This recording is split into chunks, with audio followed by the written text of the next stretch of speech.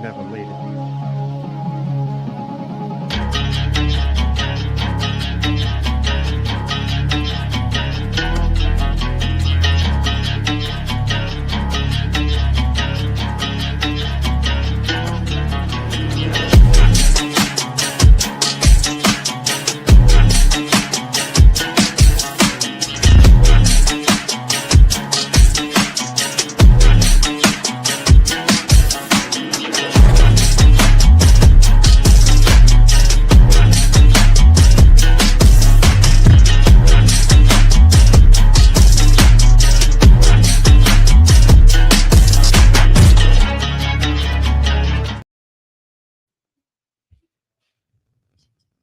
No, we'll figure it out.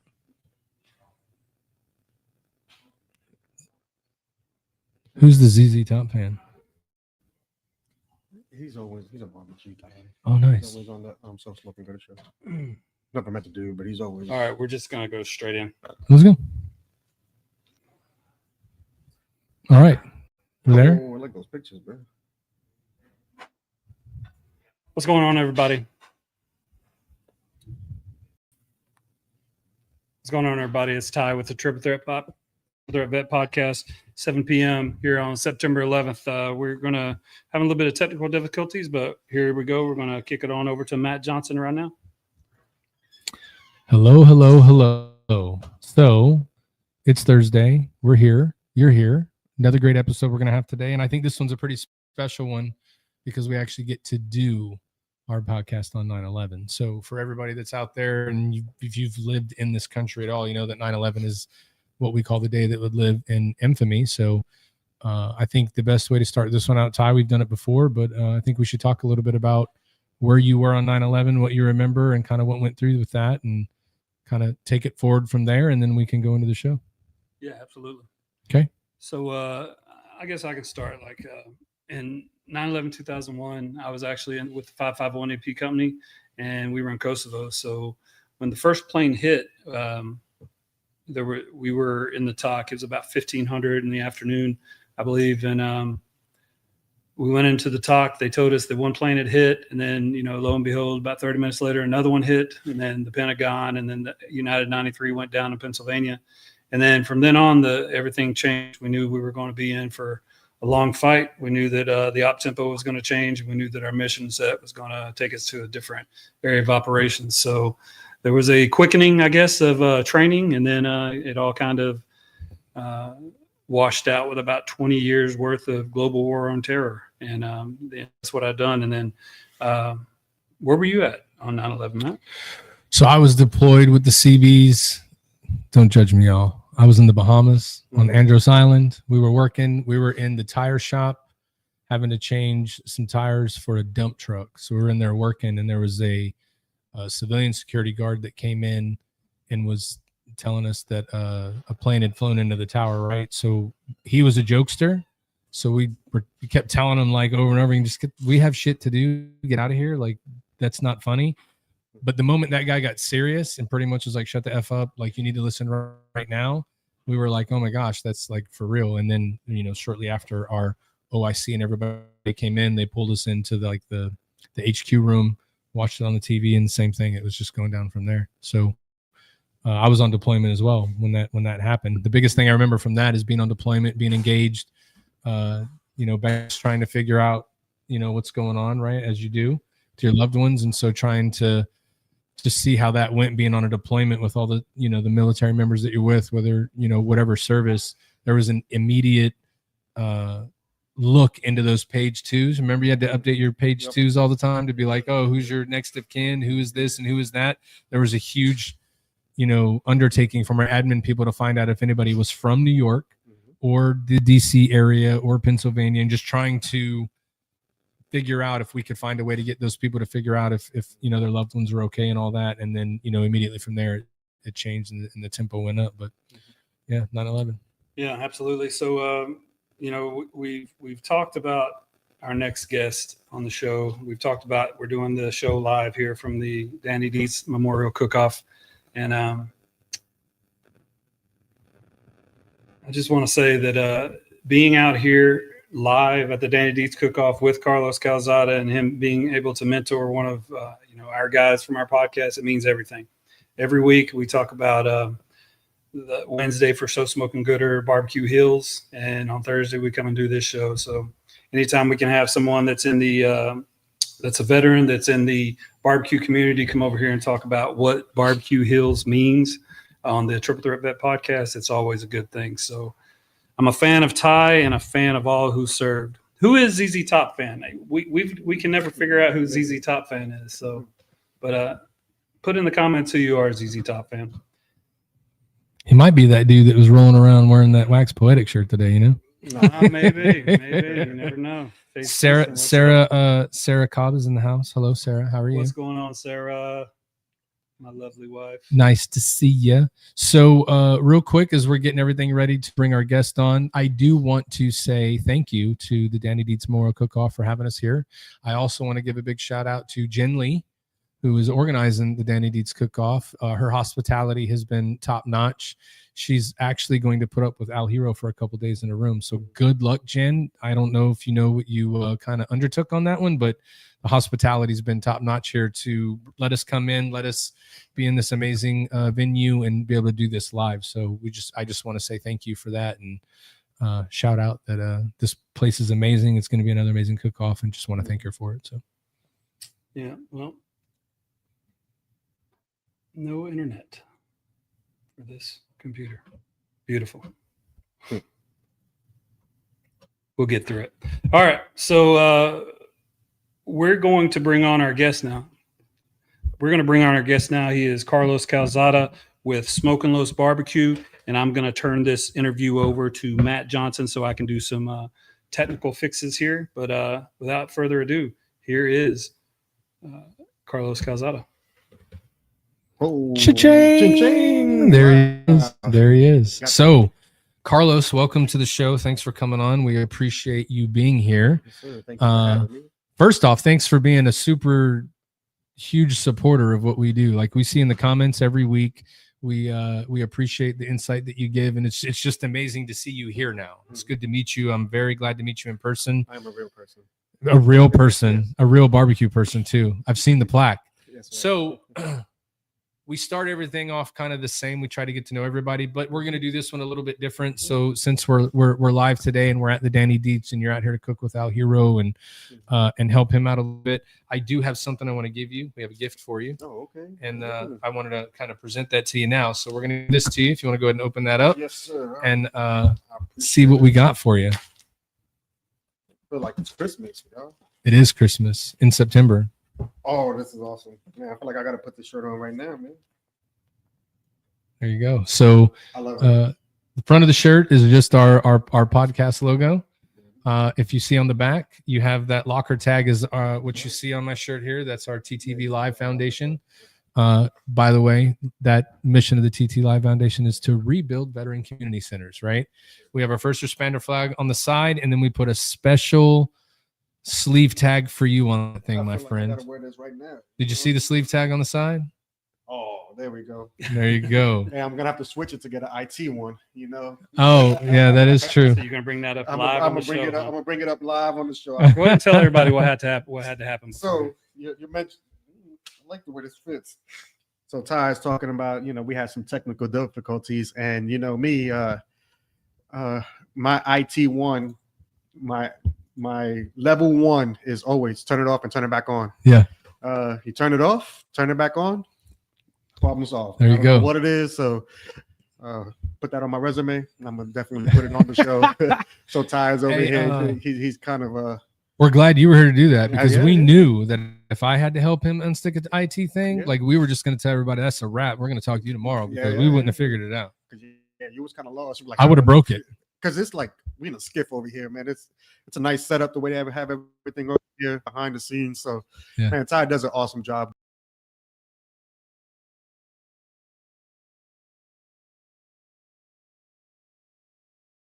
It was not too bad. So, but thank you for the shirt, man. I really like the way this feels. I'm gonna wear this tomorrow. There you go. Love it. I love this. I like Yeah, the way it fits. we had to hook you up Like with the structure. with the Corpsman on there. You know, got your six Yes, sir. is a proud sponsor of the podcast, and so we like to do that. And you know, it's just a token of our appreciation for putting up with Al Hero for 2 days. Oh, no, man. By the way, everybody, listen, we told you guys last week, and Al told you last week, that we were all going to be live together. And I know that you guys are wondering why Al hasn't been on here bitching yet.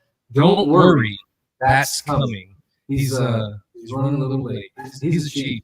Senior chief in the Navy, so you know he's detained elsewhere, and I'm sure he's not happy about it.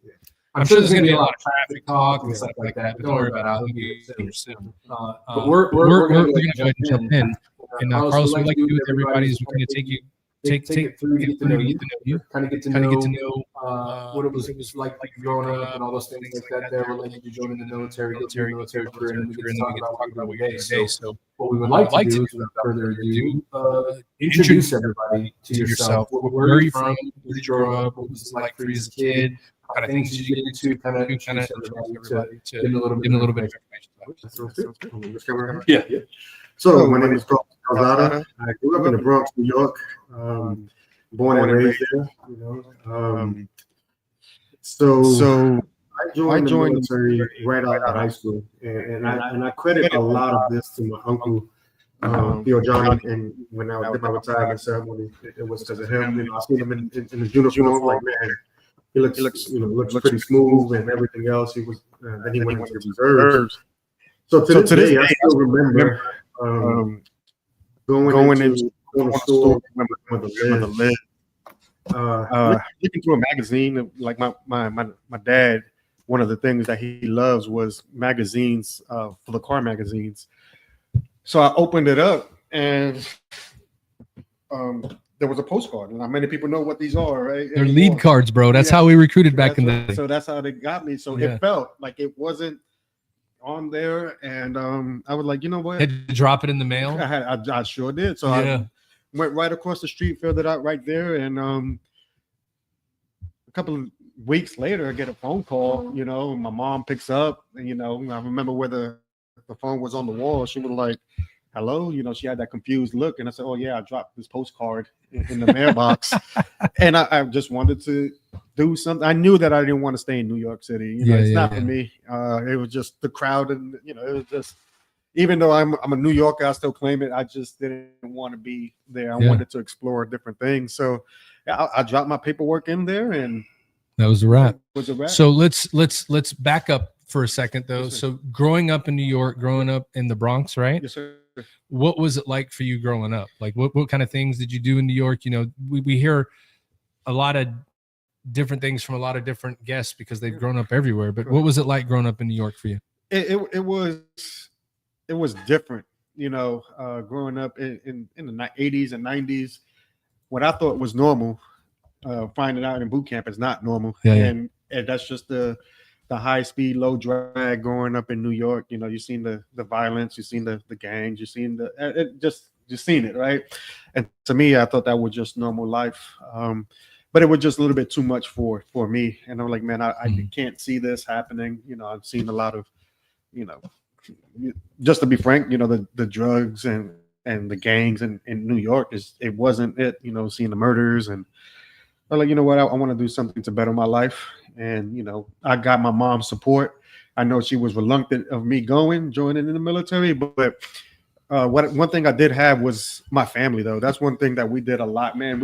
My cousins, you know, on both sides, you know, we always hung out, man, but we had fun though. Like, always hung out and played all types of sports, you know,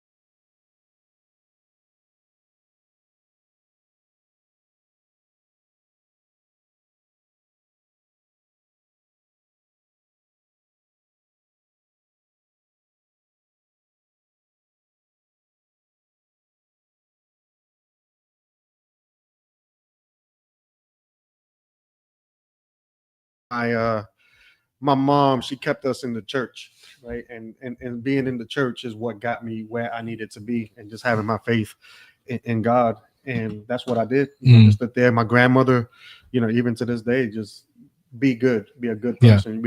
We don't need another person. So I always wanted to prove my family that we are worth something. Just because we in this environment doesn't mean that we need to fall into the traps of what everything is. So but not once, believe it. I didn't get into any of the gangs. I didn't get into any of the drugs. I didn't get into, I think I had my first drink when I was after I graduated high school. I mean, not high school, after I graduated boot camp. Yeah. So I just not trying to be a good boy, but I was one of those. Yeah. I mean, you sounds like you had a good family atmosphere. Yes, my the role models in my family, my mom, my dad, my sisters, brother, just growing up, my grandmother, again, they taught me to be a good person. And to this day, that's the way, I raise my kids. Yeah. The exact same way. Absolutely. That's good. So what year did you graduate high school? So I graduated early 2000. So it's weird because I started off in a Catholic high school. I went to St. Raymond's High School for boys. And again, the gangs there were pretty bad. Got into a fight. It is what it is, you know. And I got expelled from that school, just protecting myself, and not many people know that, it's the first time I'm telling a lot of people, so what I did was I had so many credits, I was able to graduate early. So I graduated in January, and most of the people graduate June. So I graduated in January. I graduated January 28th of 2020 from high school. February 17th, I was already in the Navy. Oh, nice. Yeah. Yeah. So you joined in 2000. What month?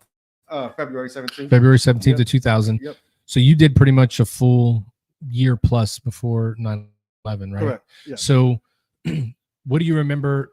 Okay. So living in the Bronx. Yep. High, fast pace, New York. Then you joined the Navy. Was it still a culture shock for you to do that? Or was it, it's going to sound crazy, but was it easier to go through something like that versus what you were seeing in New York? It was a little bit of both, as most of us, I'm going to just call everybody out, man, we get into boot camp early. We get homesick, and I was homesick for the first 5-6 weeks. But then I realized that these are the people who I'm going to be living, with for the rest of my life, potentially. So we in boot camp, we had that brotherhood and sisterhood, and man, and what was easier for me, it was the diversity in boot camp was normal for me. And a lot of other people didn't know what Puerto Ricans were, or Dominicans, or just different races. Yeah, they were like, you're Hispanic, right? Yeah. So they were like, they thought I was Mexican. I'm like, nah, bro, we Puerto Rican, Like, oh, where's that at? Do you need a passport to go there? I'm like, no, you don't need a passport. And but keep thinking that, because we don't want you to make our place stupid. We like to keep it beautiful, right? Yeah. I deployed to Puerto Rico. I was in the CB, so I did time at Roosevelt Roads before they shut that place down. So that place was awesome. I loved it over there. I got a lot of friends who went there, who were stationed there as well too. So boot camp was fun, and then right after that, I went right across the street, went to corps school. As a corpsman. So you joined as a corpsman. You're able to do that. Yes, I was. So is that what you wanted to do? I had no idea what it was. I really didn't. So when military, my cousin, he joined the Marines, and I saw the way he was living. I was like, I don't want to do that. My other cousin joined the Army. I was like, bro, you're a little bit too high strung. I'm like, nope, don't want to do that. I wanted to join the Air Force, but I didn't know about the Air Force, so like we didn't have that. So like, so I just joined the Navy, no idea what the ranks were, jobs. So they were like, hey, you could be a hospital corpsman. I was like, okay, whatever, bro, just send me. So my first initial contract was 5 years. So I did the 5 years up there. Oh, okay. So I signed up for that. So I went to corps school. That's where I met my wife. She was a fleet returnee. We started talking and started dating. Oh wow! And so you guys are still married now. So you met your wife in A school. Yep, in A school. Wow.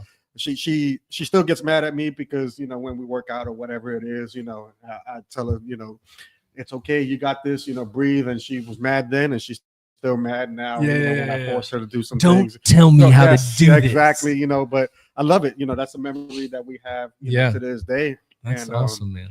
So going back, the one, and a lot of people don't realize this, but the one thing in the military that got me like, hey, this is serious stuff that we're about to go into war. And a lot of people don't talk about it, but it's the bombing of the USS Cole. Yeah, because that's what was pre 9/11. That was pre 9/11. Yeah. So I was on the gate because I was a gate guard, at that time in October, and I was where at Great Lakes. At Great Lakes. Great Lakes. So, and that was when we increased the FPCon. That was the first time I was like, oh, what's going on?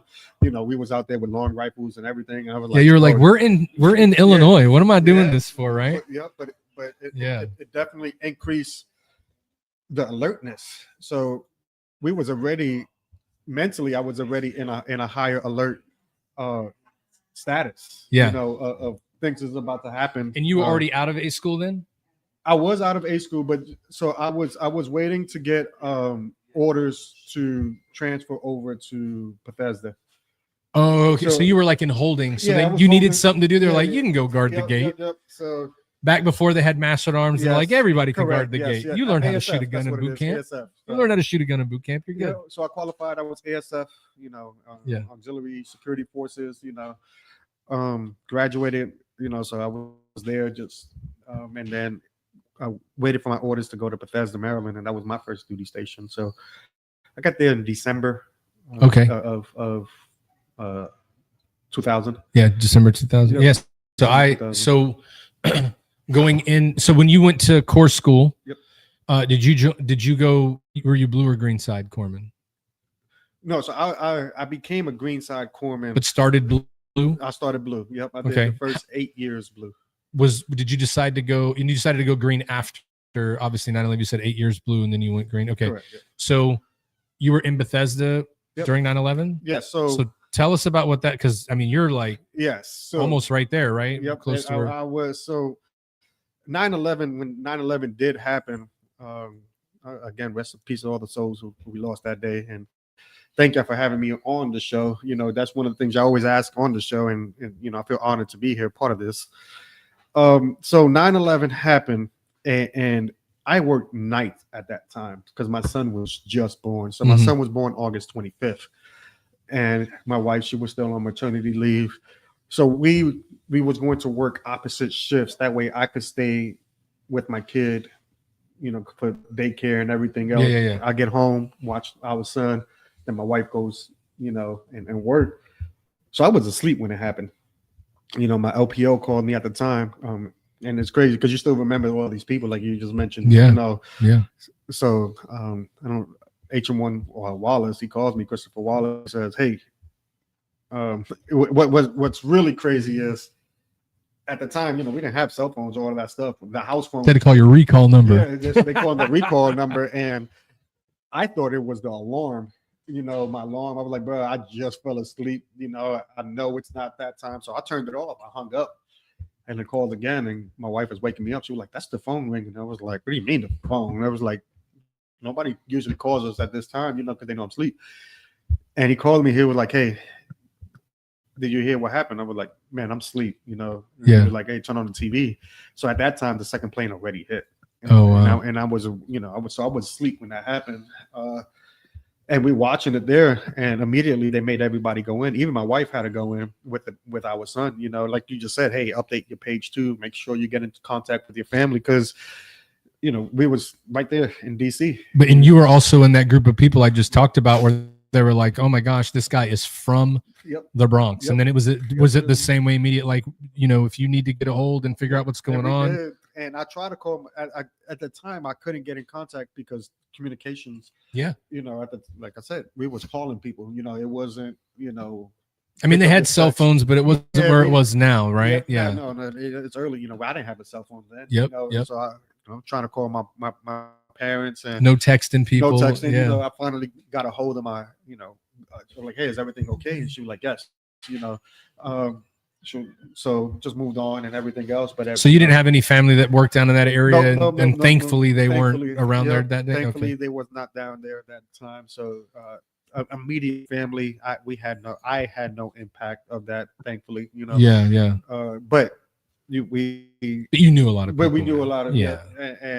And again, when it happened in, I want to say 93, that first, when they did that first attack on the World Trade Center, like it shut everything down in New York too. Yeah, the communication was shut down over there as well too. So that's something I still remember as well too.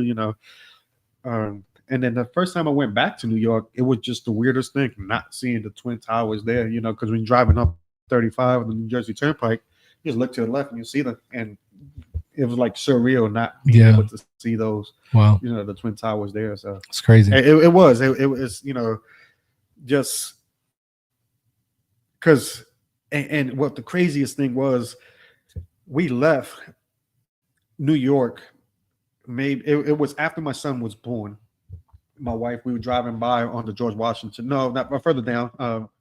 And my wife, oh man, that looks pretty cool. The way they look, the Twin Towers. She mentioned it because it is something that when you're driving, it was a landmark. It's a landmark. The New York City, the New York City skyline is just, it's undescribable. You gotta see for it, sure. It's just the most beautiful. I mean, you still, even now today, when people do that New York skyline, Yeah, they still tend to put the Twin Towers in it because it's New York. It's like the Statue of Liberty, right? It's just part of New York. Yeah. And then when we went back and didn't see it, we was like, wow, this is for real.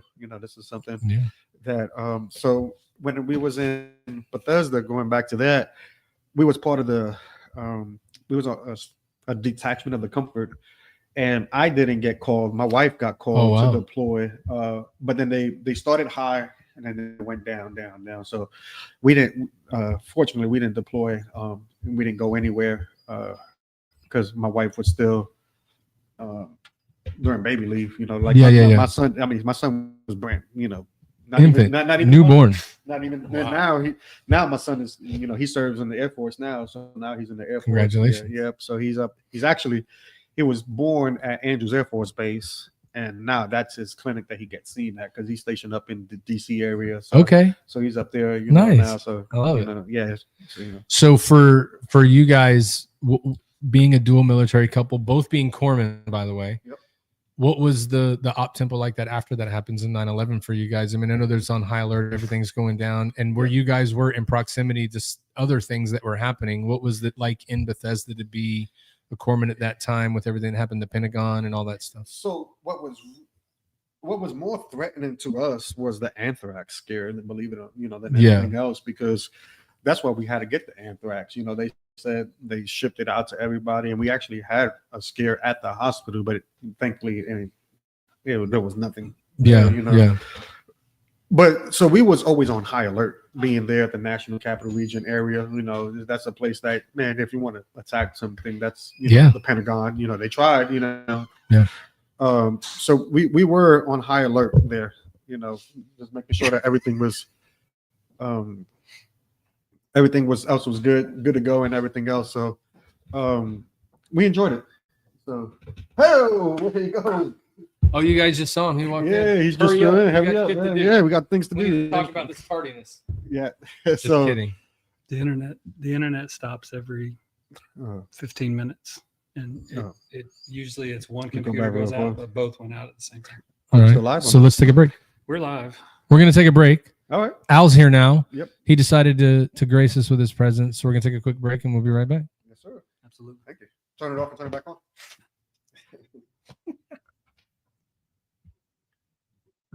Yep, I never told nobody about the got kicked out of school. It's all right. But that way they know, A lot of gangs, it was gangs everywhere. Unfortunately. We're not live, right? No, we're not. We don't even. I didn't fucking my brother. It was everywhere, bro. It was.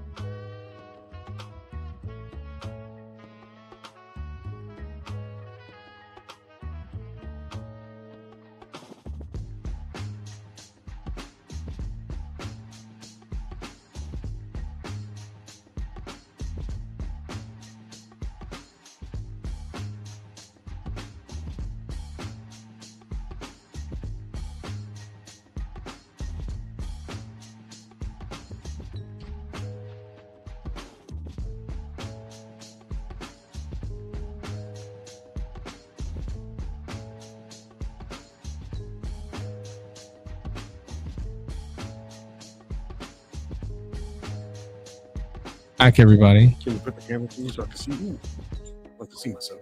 Oh, you like to see it? That's a good call. I can see you. You're right there. All right, so we're back, everybody. We're from our short break. Sorry, we've got like 93 cooked teens. Everybody out. Al Hero walks in the fucking building and the internet goes out. So, without further ado, let's bring that rootin' tootin' sumbitch over here so that he can tell us all about the reasons he was late today. Bro, I don't want to talk about it. Why not? That shit was mad. Let me tell you, bro. We lived this morning. It was early. Yeah. I was up at 6, was up at 7. We hit every fucking major city on the way down or the way out. Mobile, like breakfast time. Fucking Lafayette, like Baton Rouge, dude, or wherever the fuck it was. All them cities. You went through all of them. It's Horrible, okay. dude. Horrible. That's hilarious. Horrible. Well, as we go into it, go ahead and tell us all about your traffic because we didn't get a chance to hear you complain. So I know you have a lot to say about traffic. Let me say about the city. Like everything about Houston, Texas, the whole city, all of it. It's bad, bro. Yeah. There was people just break down and stop in the middle of the highway. We had a semi truck broke down, and then a little car, and then another car, like just stopped in the middle of the center lane. Where we're from, we moved to we get over. There's 6 lanes of traffic. You couldn't find another one? Yeah, it was crazy. It's bad, bro. I'm over Texas traffic. You should have went on HOV, bro. I seen the lane. How did I get into it? Oh, well, see, Like there was no like on ramp into the HOV. There was probably like 8 of them. You just were so Bro. mad cursing, you didn't see them. Oh no, people run me off, bro. I'm doing the speed limit, Oh, yeah, we don't. double gripping, and people in Texas, bro, especially in this area. Yeah, we don't. And then I got upset. I'm a speed 80. I'll do 80, You still get past. 90 miles an hour. Hey, did Little kids, old grandma people. give you the finger? You're driving No, I slow, didn't get young my- it man. was close, man. It was crazy. All right, so look, we have another special guest here with us this week, right? Yeah. Okay, so a little bit later, once he gets settled Well, in, we here's- want to bring him on to say hello because we have something for him. Yes. But we have something for you too. We have stuff for you. So this is for you. That's for you. So my dad. We have this for you. No, not yet. We'll get there. We'll get there. I heard That's for you. little, Check it out. Take a look and see. That might not be a good idea. Yeah, it wouldn't be. Might not be a good idea. You got to use your man hand. Yeah. what up, Taco? What up? Miss you, bro. Yeah, man, it's good to see you in person. Yeah. Oh yeah. Okay. So there's one. No. Well, no, you got to open. Come Open on, it, buddy. bro. Come I know, I on. gotta- Open it Christmas up. morning? Yeah. Like that's actually- Christmas. You got fellow too. You're like, Yeah, I said the same thing. thanks, Dad. Yeah, but so like Thanks, Mom. our man Oh, I see. our man Carlos got his hospital corpsman signal on the side. We're letting everybody know that you did make senior chief in the Navy. It's not a joke. It really happened. Stolen valor. It really happened. And then we have for you the Dude. Smokin Los triple threat vet. Sure. Yeah, that's nice. I like that. There you go. So now you're legit. I got my cowboy hat. No, Me this too. is nice and thin. It's gonna breathe good. You're gonna be good to go with it. Yeah, I got on some OT stuff. I was sweating Original through OT everything. shit? Yeah, he changed like He's- 4 times He's already. he's repping. Okay. Now the most special gift of all, Albert, for 2 years. Brought you a gift. Okay. Well, for 2 years, I've heard you let me know that I haven't come through on a certain bet. Yeah, you have. And I told you when you come to I'm- Texas I'm- and do a Hey, I'm podcast, gonna have to move out of this. when you come to man. Texas and do a It's coming. podcast, we're gonna make it right. Yeah. Did I say You that? did say that. Okay. What you got? There you go. Man, I came at the right time for this, man. You know? Oh, Oh, yeah. hold on. What is it? Hella So there you go. Yellow Rose, made in Houston. It's very good. You don't even need to put anything in that. It's gonna be delicious. Hold on. We know Just this. show them, bro. You gotta Drink look it. at that. You can drink that. It's okay. Now, what? So this was my gift, but y'all know Al Hero's gifts are made for him and all his friends. Yeah. I mean, I've never had it, so I'm gonna partake. Well, Seems I like- mean, we're gonna pretend like we haven't had it before, and we're gonna see what it I tastes haven't- like. Have you had that? I've had something like this Yes, before. Taylor. I've never had that. Yeah, everybody talking. Yeah, I've never had it. It's a little bit out of my price range. My wife don't know. April, I'm sorry. Well, we're gonna get into that. Well, number 1, 2, and 3. It's good to see you There he is. in person. Yeah. Wait, y'all never met before? Yeah, come on. Sit over here. Paul, got some.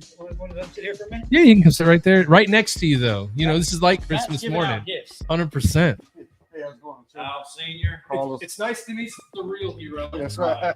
The real hero. Nice to meet you, sir. Yes, sir. The one that started it all. You can have a seat right over here.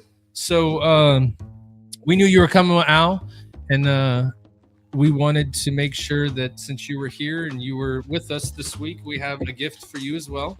Awesome. So I would like for you to go ahead and you, take a sir. look at that. Open it up, take a look at it. And we just want to tell you it's a pleasure to finally meet you in person. Yes, sir. I think I've only talked to you once from a Harley Davidson in Minot, North Dakota. Yeah, that's right. Yeah, that's right. Yep. So are you in the same boat as him with traffic in Texas, or was he driving so it doesn't matter? He was driving. I'm nervous. So listening to him. I love it. Man, nice. Yep. So we got you the same shirt we do for the podcast. On the front is the logo. Oh, yeah. We've got our foundation on the back, And and then we dropped in a special symbol for you on the sleeve, like we have for everybody else. So Appreciate it. part of the family, here for it. We just want to say it's a pleasure to meet you, sir. So, well, here's the first question before we get through more with Mr. Calzada here. Tell us about this derelict growing up. Look at it. He actually, growing up,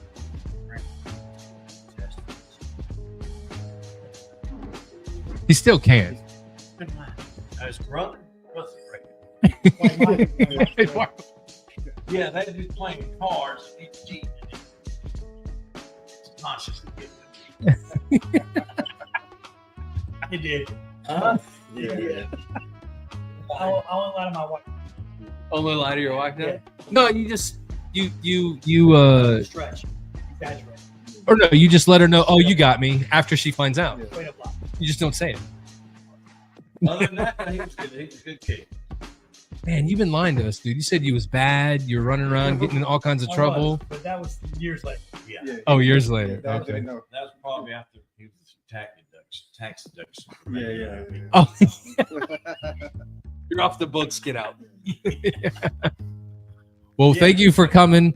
It's a pleasure to meet you, and I can't wait to catch up with you and just talk to you a little bit more after we're done with the show and go from there. Yeah, I spent my time 77 and 97. Woo. Yo, all I'm gonna let you know is me and the original hero also served in the Navy together. Yes. Hey, did you really? I joined the Navy in '96. Yeah, there we You go. were young E1. Yeah, Tim busted down 6 fucking times. Or maybe fucking E2. We were talking about When in '96? December. Oh, my wife joined in '96, July. Yeah. I went to boot camp on my wife's birthday, and then I graduated boot camp on my sister's birthday. I'm from December 10th, and I graduated on Valentine's Day. Lots of fucking snow, dude. Sucks so bad. You had to buy a birthday present or Valentine's Day. Well, I didn't know my wife when I went to boot camp. Maybe it was destined. I did know my sister. Yeah, it was kind of like, I'm sorry, I'm kind of a little busy right now. I can't go to the exchange like everybody else does. Go there. Yeah. They barely let me buy Ritz crackers in there, you know what I mean? Yeah. Yeah, we had a good time. We drove in. It was a cool trip. So far, but traffic stuff. But I got to hear all the fucking real shit that we don't have. Okay, well, let's hear one right now. We got fucking Let's see, where should I start? Let's start with your most memorable moment C story. Well, it was in beverage. Uh-oh. That's good. Animals. Okay. It's pretty confusing. Okay, so set it up. Where at This though? is in Milton. Oh, Milton, Pensacola. I showed him what he was seeing. Oh, so we're gonna find out where Oh, you this came. is great. So I said, yes, that bring that there. And see, it was funny because we left. Yeah. And he didn't know it, and I didn't know it. But I did know it. It was Pine Street on our marriage certificate. We just went to the courthouse. Yeah. So for years, when he's here, I'm looking. And then one day, I knew it was over by the school. I had a chair wire. But, you know, we're talking 1970. Yeah. So I finally found it. You know, wrote me out. So I took him in April, and I don't know if Kenzie. I had to figure out where they. It was a little try place. I was the neat dude trying to be Little awkward, huh? Yeah. You know, Still living large. yeah. Projects, bro. That shit. No. But it was little, like it was funny. How was it to find out like where the magic happened? There's not right by there. Thank you, Dad. Thank you. Mother.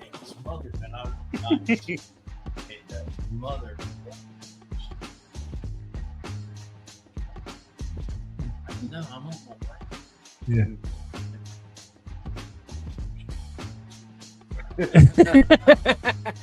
And look what happened. I'm about to be a dad. This shit's gonna be hard. So we're all single. Different starts. Got a whole lot of beer machine. Oh yeah. Yeah. Yeah. Picture that. Liquid lunch. You can have one or two. We'll go crazy. There's always stuff. I don't know why I went. They always had They had the government contract. Yeah. It was the cheapest. So we had a rowdy Military night, special. man. Yeah. We got a wedgie. We didn't stop with just the wedgie. We just kind of continued with the whole waistband strap. That is. We didn't care if we were sleeping or what. Now, and this is all crazy. I'm the ending was really bizarre. The waterhouse dislodged. I mean, we just told. Shit show. Yeah, that's exactly what I was thinking. Total shit show. So, you know, they haul 6 or 7 of us from the captain's mess, but the problem is they couldn't get 2 stories the same. So all 5 or 6 of them had different stories. So they kind of moved in this one. It's great. They dropped everything. Oh, there you go. We can't corroborate anything. No, it was great. The legal office, you know, they were always J.O. They're just Yeah. Yeah, they were like, I'm about to investigate this. Wait. In this case, this dude Too much.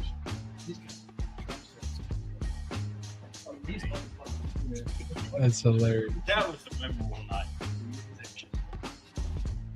I was like, Yeah. Like I said, it's totally different. Yeah, it's totally different now. All right, man. Well, I can't wait to hear more stories. So we're gonna get back into our talk with Carlos. We're gonna finish with his story, and then we'll be chatting and hearing more. So again, it's a pleasure to meet you. Thank you for being here. I'm sure you're gonna have a good time this weekend. Welcome to Texas. Al doesn't appreciate that, but I know that you will. he's fucking all One over. of the 50 stations. Ooh, right down the road. Met some locals. There you It go. was a great tour. Yeah, kids in Georgia, kids in Texas, all Yeah, It's probably got some in other countries. we all do that. I'm sure you do. I'm sure you do. There you go. Texas, we really, Nice. I love it. really had a good time. So, Ty, we need to take another break real quick. We're good to go. All right. before Well, let's hit it. Oh, we got plenty of internet. Plenty of internet. All right. So, Carlos, we left off with being in Bethesda, Yes, sir. going through all of that anthrax scares. Stuff was coming in the mail. Things are going down. So, walk us through. You said you did around 8 Yeah. years blue side. Yep. So right when I was in Bethesda, and I get this question asked a lot, and I'll probably talk about it. What was what was your favorite duty station? Yeah. Somebody always asks you that, and one of the things I always say, all of them, they're like, oh, it can't be, but I did because and this is for anybody who's serving now, or take something from each one, right? So with my first duty station that's when I became to learn how to be a foreman. Even though I was on the wards, I worked in the PACU, and then the post anesthesia care unit, and then the ambulatory procedure unit. So I was seeing before surgery, after surgery. So I got really, hooked with that. Oh man, this is actually pretty cool. So while I was there, I submitted my C school package to be a surgical tech. Man, because I worked hand in hand, because when I worked the nights, they always needed somebody in the OR, and they always grabbed the PACU guy. So I was one of those. So I was able to go in there and just check out, and don't touch anything blue. My hands, don't touch blue. So so I picked that up really quick. But then after that, I went to surgical tech school at Portsmouth, Virginia, and I did that for about 6 months, and then I went to Jacksonville, Florida. From 03. So real quick, so going back in Bethesda, you were there during 9/11. All the stuff happens at the Pentagon and things happen. Did you guys get a lot of people? I know that they had Walter Reed down in the area too, but did you guys have people transported to your hospital? Did you guys have to help people that were in that? No, not from what I remember. We didn't receive the 9/11 stuff. We received all the combat injuries. Okay. That we did receive. So I do remember seeing a lot of the people coming from overseas, from Iraq, and doing all the procedures to those people, and just sitting there, a lot of the burn unit stuff. So we, because I left there around 2003. Gotcha. So I was seeing the Iraqi freedom veterans come in injured, and I was like, man, I want to continue to help these people out. So I got into OR, did a lot of those type of surgeries for those.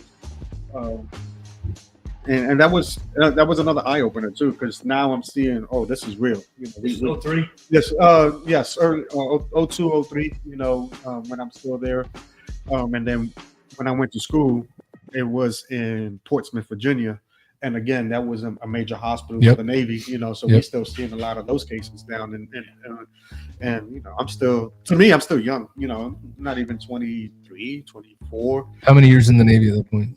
3 or 4 years. 3 or 4 years, That's a lot, bro. Yeah, 3 or 4. Yeah, so not as far as what you were seeing. At that young age, we're not supposed to be seeing that, and shout out. You're supposed to be looking at dicks. Yeah, that's what I thought. So that's what I was saying. I didn't know. I didn't know what foreman was until I got into it. Again, when I got into Bethesda, that's why I truly, I still remember a lot of those early leadership that I had from those people. Man, they set me up for success. The young lieutenants, the young, Chief Pope. Shout out to her. There's some that I still remember that they instilled into me. You get the 72-hour training on board. So I always found that positive person for that 72-hour on board check-in. And it just, so I became that 72-hour on board person. That first 96, 72 hours. Make sure you have that lasting impact on that person. Just get them in the right way. Bring them in right. Bring them in right. Bro, I remember they coming into the battalion, they gave you got checking about the fucking guy on the prescription. Yes. Yeah. Yep. You showed up, and the guy they were like, "Hey, you're up. Meet Smith." Yep. He's gonna show you where your room is. 45. Yeah. He's in the fucking everything you need to know about the Navy. Show you. Good to meet you, Smith. Like, Yeah. He's like, "This, the Navy sucks. This is the dumbest shit ever. You're gonna hate it here." You're like, Right. Don't trust these guys. They're just gonna mess you over. I would love to have somebody. I did. And I mentioned H1 Wallace. Early I had 2 Wallaces in my career that made that impact in my career. And every duty station that I had, when I got to Jacksonville, Florida, HM2 Ross. Actually, she lives right up the road too. Oh, really? Yeah. Growing you in Jackson. I was in Jax from 03 to 08. Okay. So I was there in the OR, and so Jacksonville, man, I was young. I had fun.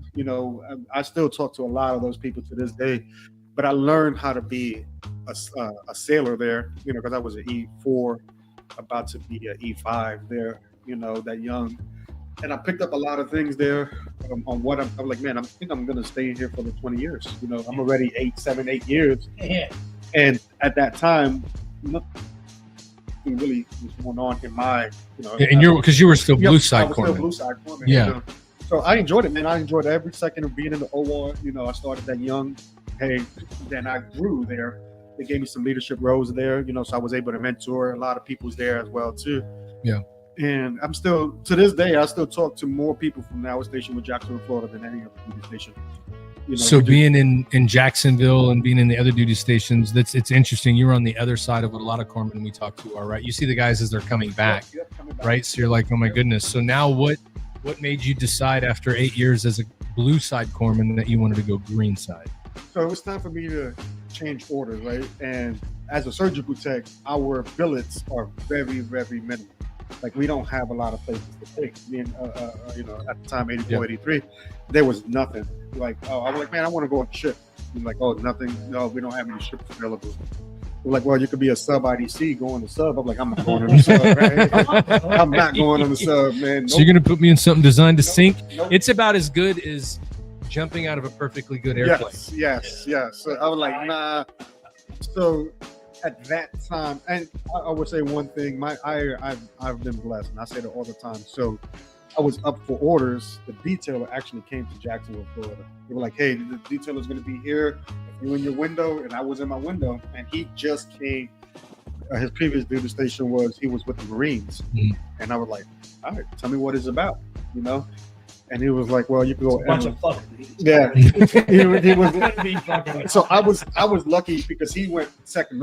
He was second Marine Division, but me being a surgical tech, I'm supposed to go to MLG. You know, but I didn't. I went with the Marines. You know, second. I went division, so I was able to go division instead. So when they found out that I was a surgical tech with division, they were like, "How?" I was like. Yeah, so I got those orders. The Marines were happy. Yes, We've got someone that's got this real life experience that's seen it opened up. We're good to go. He's not gonna shy away. That's right. You know, so yeah. So I my first unit was 3-2, 3rd Battalion, 2nd Marines, Crossroads, and I did man. So my whole military career on my DD 214, I did 28 days on a ship. Damn, you got more seat time than me, bro. 28 days on a ship. Combined, right? And people are like, "How you do that for 20 years?" I was like, "Listen, again, I've been."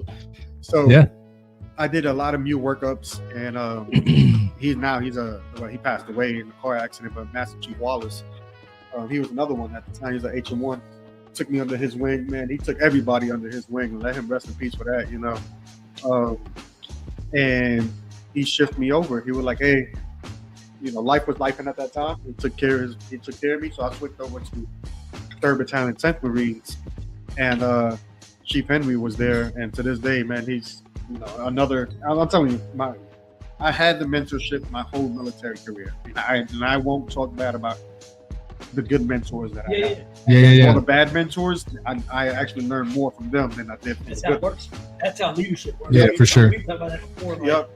You learn more. Yep. So the shit than you do not. Yeah. So then I switched over to 3rd Battalion, 10th Marines, and I did all my workups with them, and that's who I deployed to with Afghanistan with 3rd Battalion, 10th Marines. So this was November of 2009. So we were supposed to deploy like mid-November, but we deployed before my wife's birthday, you know. So, of course you did. Yep. Of course you did. Of course you did. Her birthday was his. They come in your sea bag. They were like, that's right. Yeah. I mean, they met in A school, dude. Yeah. I mean, So, look at you, dog. So, you know. Yep. So A school. So this is 10 years later. Was she still in? So my wife got out in 2003. Oh, even worse, she was out. Yeah. Like, I know you volunteered. I swear to God, I didn't. You know what I mean? The Avon left earlier in October, and then they pushed our date to the left a little bit. Yeah. So November 2nd, we took off November 2nd, and the transition into was it Kyrgyzstan, whatever it is, you know. So, but we stopped in. That airport to this day is probably the best burger I've ever had in my life, you know. Well, the last one got for a while. So that's what I was, you know. So, but it was the most expensive burger because it was converted, whatever. And I was, you know, I looked at it, I was like, yeah. I was like, you know what? It Your was wife what? was on your shit. Yeah, it was Tax free, homie. yeah, Tax free. We good. We you know? good. Tax free. But you know, got that burger, ran, did the training. You know, did 2 weeks before you go into our PRNI training. Yep. All the stuff, you know, the weird shit. yeah, Street everything, Beagle, yeah, it's yep, crazy everything, weird. everything, you know.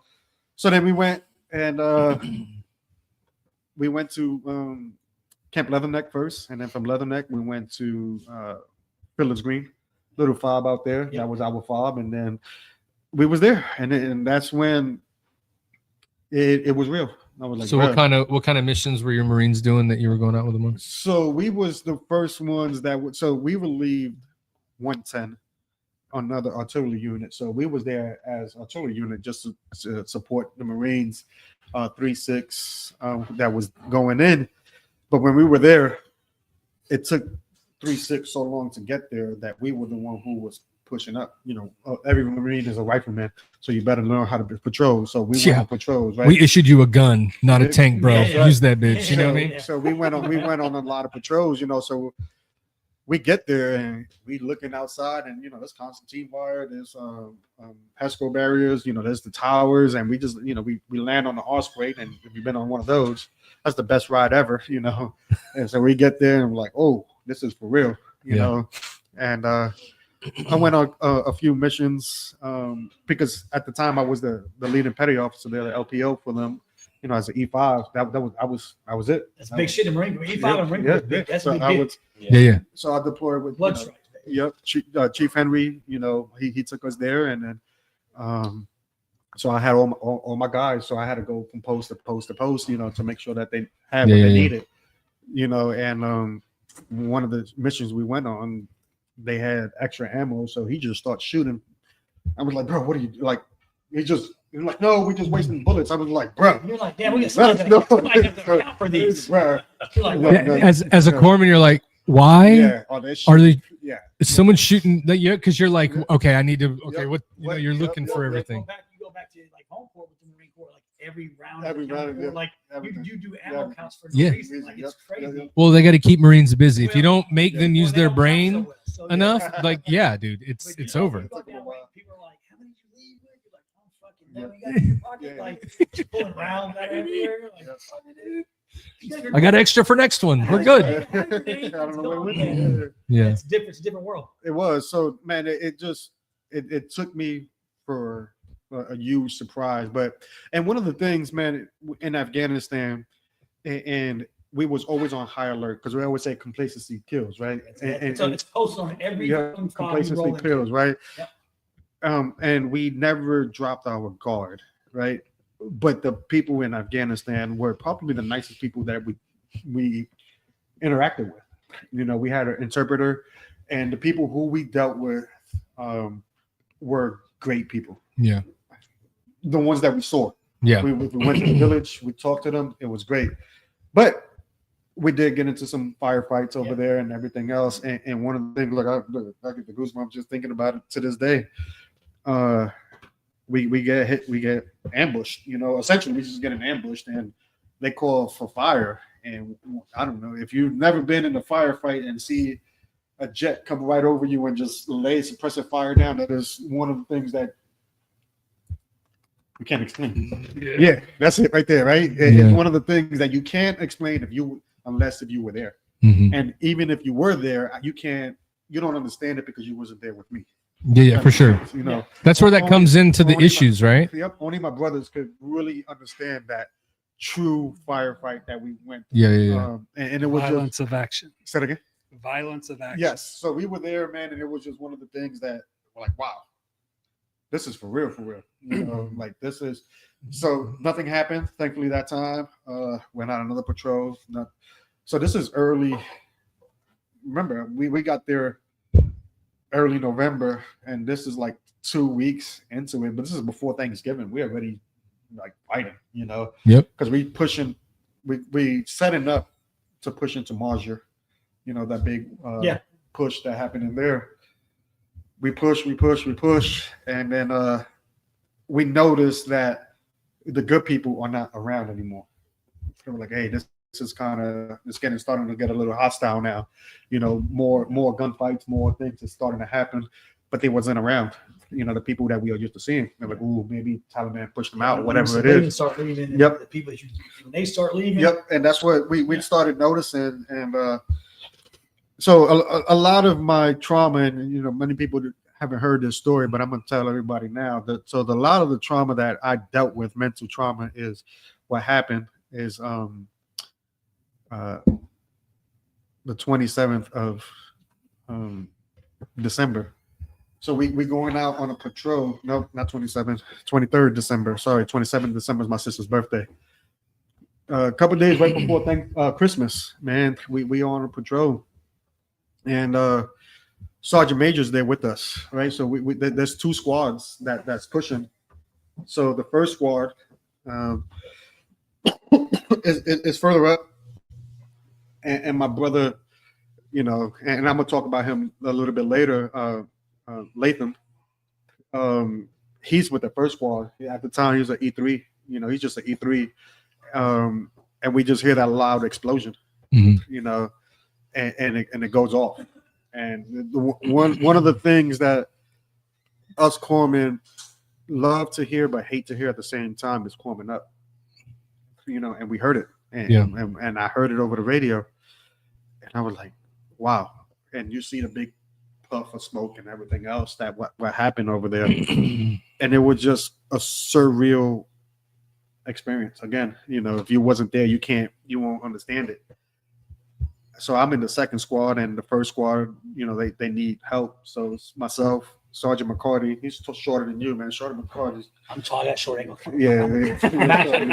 I got disability. Yeah. So he's a little bit shorter than I am. And this is, man, me just talking about this, just I know that the crew was with me.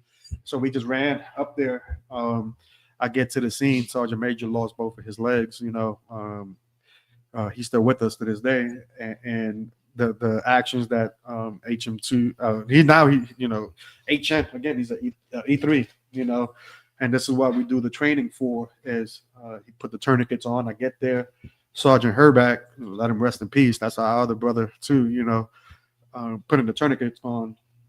I look around and there's bodies everywhere, you know. Luckily, we had no deaths at that time, you know, but it was a mass casualty drill. And that's when I believe I earned that doc. You know, I never had it. I didn't have it. I didn't have that title. Even, you know, and this is no shades to any of the corpsmen, you know, it's until you see that, to get called doc, and that was it right there. Oh yeah. So it was. That's rite of passage with the Marines, dude. Yep. And that's when we earned it. Again, my brother, Nick Latham, right? I talk about him all the time. That's my, you know, and I'll talk about him later. So we earned the title Ace. So we was the Ace squad, because we were the corpsmen that they wanted to be up there. Yeah. Ace is up, you know. So they called us that. They're like, "Hey, Ace, come on," you know, like, "All right, come on, that's us." So we called each other the Ace squad, and we did it, and we were there. And the one thing I still remember to this day, you know, is Corporal Mittman. He froze, you know. I never slapped another dude, never slapped anybody hard in my life until how I slapped this kid, because it was just so much going on there. But I grabbed his rifle, you know, you get that, and you know, passed it on to the first sergeant and everybody else. Treated the Marines. A couple of them got evac out, and then we went back. Before we went back, myself and Latham gave each other the biggest hug that we could ever do. Say, hey, this is it. This is us. We're here. Let's go. Chief Henry put us down light duty for about a week, maybe two, before we got to go back out, you know, because it meant, again, I was 28, 29-ish. Latham was a lot younger than I was, you know. So, again, we shouldn't be seeing that type of stuff. The same thing I was talking about growing up in New York. Yep. That's things that you shouldn't see, you know, growing up. Yeah, trauma on two different levels, right? Yeah. Sure. So then I was like, okay, this is not cool. So then we slowed down to patrolling us for a little bit, but then it picked right back up, you know, picked right back up again. The push to Marja was really a big thing, and January 14th, we was turning over with a 3-6. They finally showed up, turning over to them, and then that's when Sergeant Herbeck stepped on our IED, almost in the same exact location where he was at before, and he's no longer with us. So that's why when I post the stuff, it's in remembrance of him. So we lost a few other people, IEDs again in Afghanistan. Man, it was. And this is just a personal thing, man. This is just Carlos speaking, not on behalf of DOD in the United States. But there was no point for us to be there. Again, why are we here? And I don't get into the politics. I don't get to all that stuff. But looking back now, there definitely seems like there was. And gave it all back. Yep. And so again, and that hurt me a lot, because we still have our blood still over there.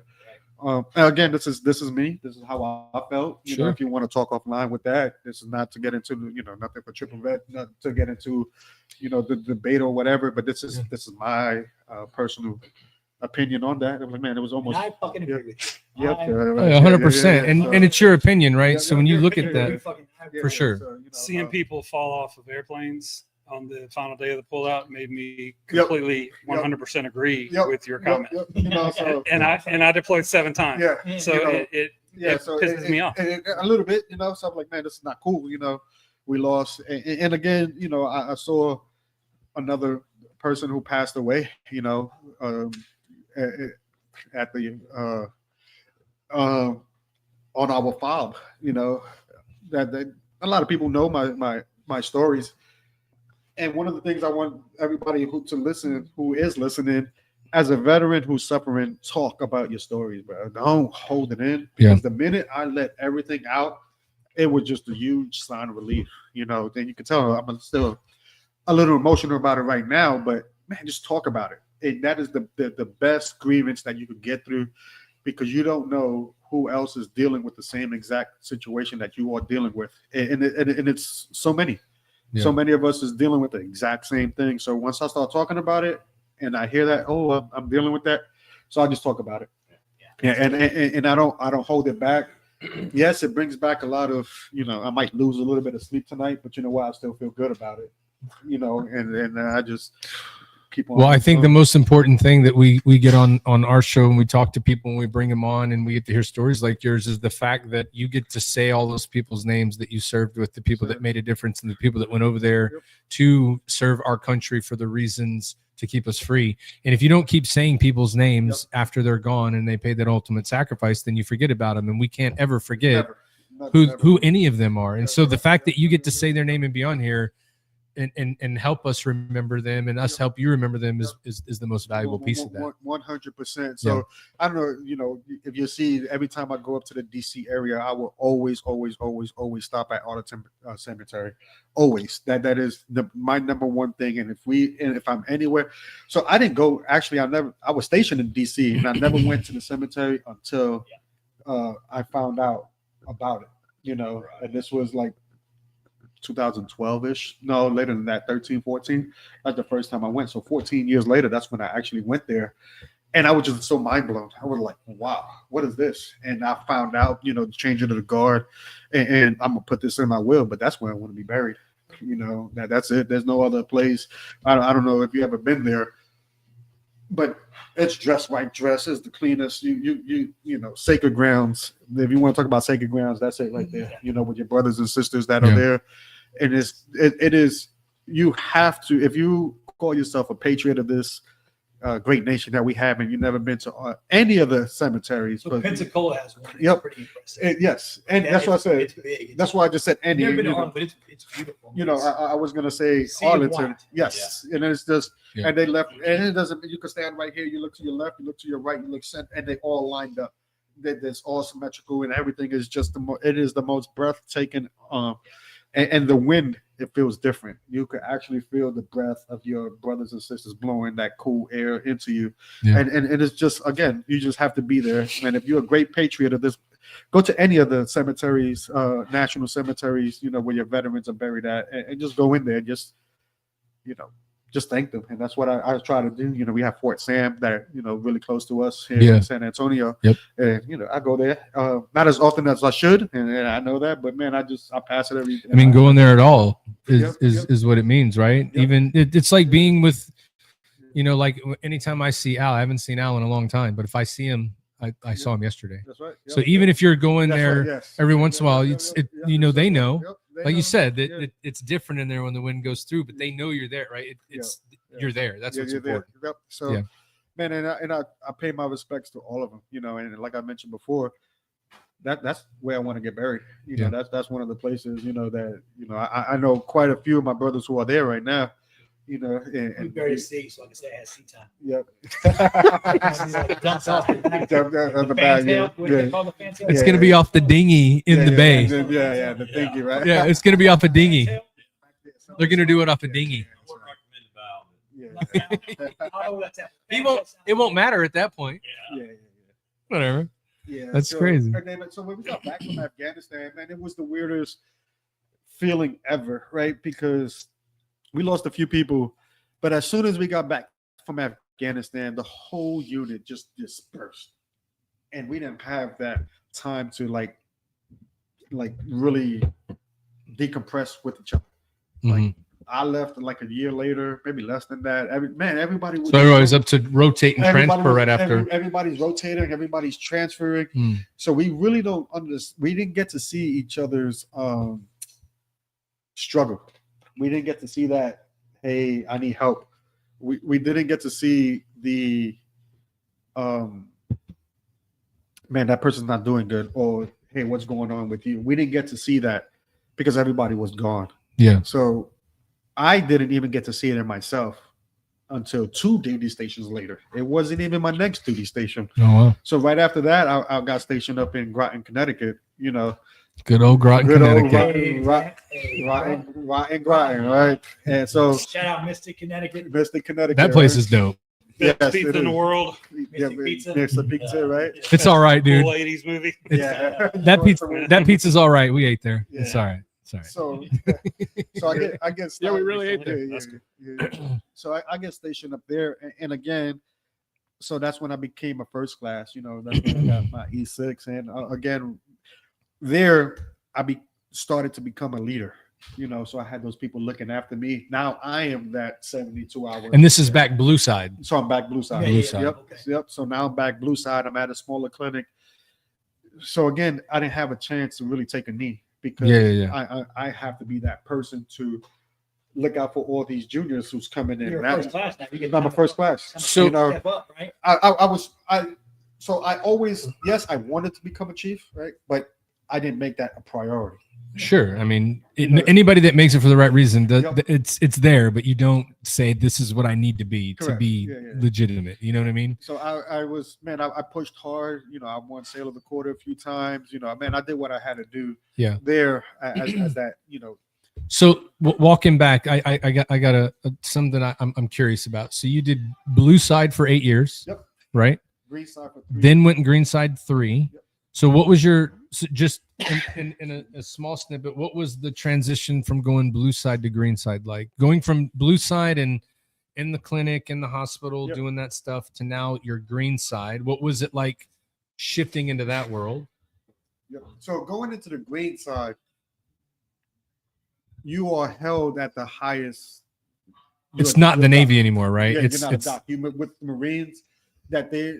And shout out to all my docs who, you know, corpsmen who set that bar. Yeah. high.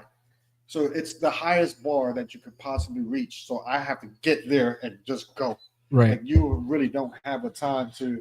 Did you feel like behind in that process because you'd been blue side so long Yes, before you went green? Because I'm going there as an E5 instead of an E3. Yeah. E4. So they already expected me to be up there. I need to know everything. I was like, everything. and I was Yeah. like, bro, I had no idea what was going on. So Right. I had to, sprint So to then, get there. And I did, you know. right, you became the ace, right? Yep, So yep, you yep. you jumped in and did what you had to do because that's what good docs do, like whatever right. it needs to be Yeah, done. yep. Now, what was the transition like going from being a green side corpsman back to the blue side? It was surreal because now I have to stop all of that, you know, gun Military mode, bearing, uniform yeah, standards. all that gun mode, and slow down a little bit. Yeah. So now I have to, you know, pump the brakes. You gotta get more polish, right? Yep. You're in a clinic setting. So I'm in the clinic, so now Got to be appropriate. yep, be appropriate. because I can't talk to everybody the way I did, and you know, I'm not said that anyway. But yeah, you know, I didn't tell them to get out of the office or whatever, you know. Yeah, And yeah. Marines, I'm sorry if I ever send you out of the EAS for having the sniffles, my bad, bro. I am struggling right now. So you know, that's I mean, my we are in the disclaimer. middle of the woods. Yeah, we are in the middle of the woods. Bro. And some Motrin until you Get out of here. I'm sorry. Sorry. Yeah. Oh, shit. Hey, But- big shout out to Jellystone Park for hosting the Danny Dietz cook-off. We're Yes, out sir. here in the middle of nowhere, but we're at the Grand Lodge. It's a lot of fun, man. So Yeah. let's get back to the show. Yep, sir. So it was. I had to learn how to be a leader. You know, as a E6 HM1, you know, I have a lot of young people looking for guidance, and I still needed the guidance because I just picked up the E6. Again, once you start picking up rank, man, you're there. You better know everything because that's why you're getting paid for. I just kept on doing what I had to do. Again, I didn't have a time to settle in, you know. And the good thing about it was New York was 2 hours away, so my mom Very came true. to visit us. Yeah. You know, we visited them, so I was still able to see my home family. You know, visit them. Yeah. Quite often. You know, at that time, my daughter, you know, she was born 2011, so we got to go out in 2012 to like 2015. So I was there. Nice. You know, so my daughter got to see the family grow up and all that. So it was good. Man, I love Groton, man. Everybody talks about it, but I love it. Bro, man. me and Matt, we visited Yeah. Groton, man. I I'll tell love- you what. It's cool. It's I love it, fucking- bro. I wouldn't live there, it's- but I'd go visit. People, y'all motherfuckers up in New York, y'all replace your horns once a month. Yeah. They honk. Oh yeah.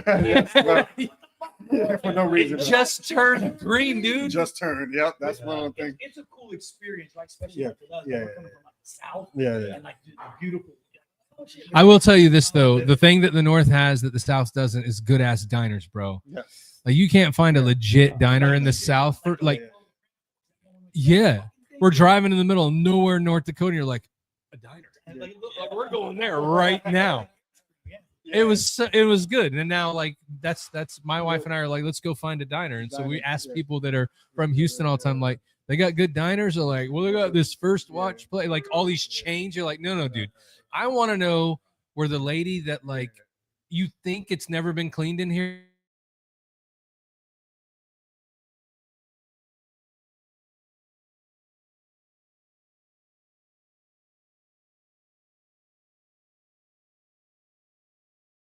It's funny you say about the horns, right? Beeping the horn. That's actually one of my triggers. So if you beep the horn, I like, oh, yeah. So that is a trigger. even now, right? Yeah, like Yeah. really bad because of that.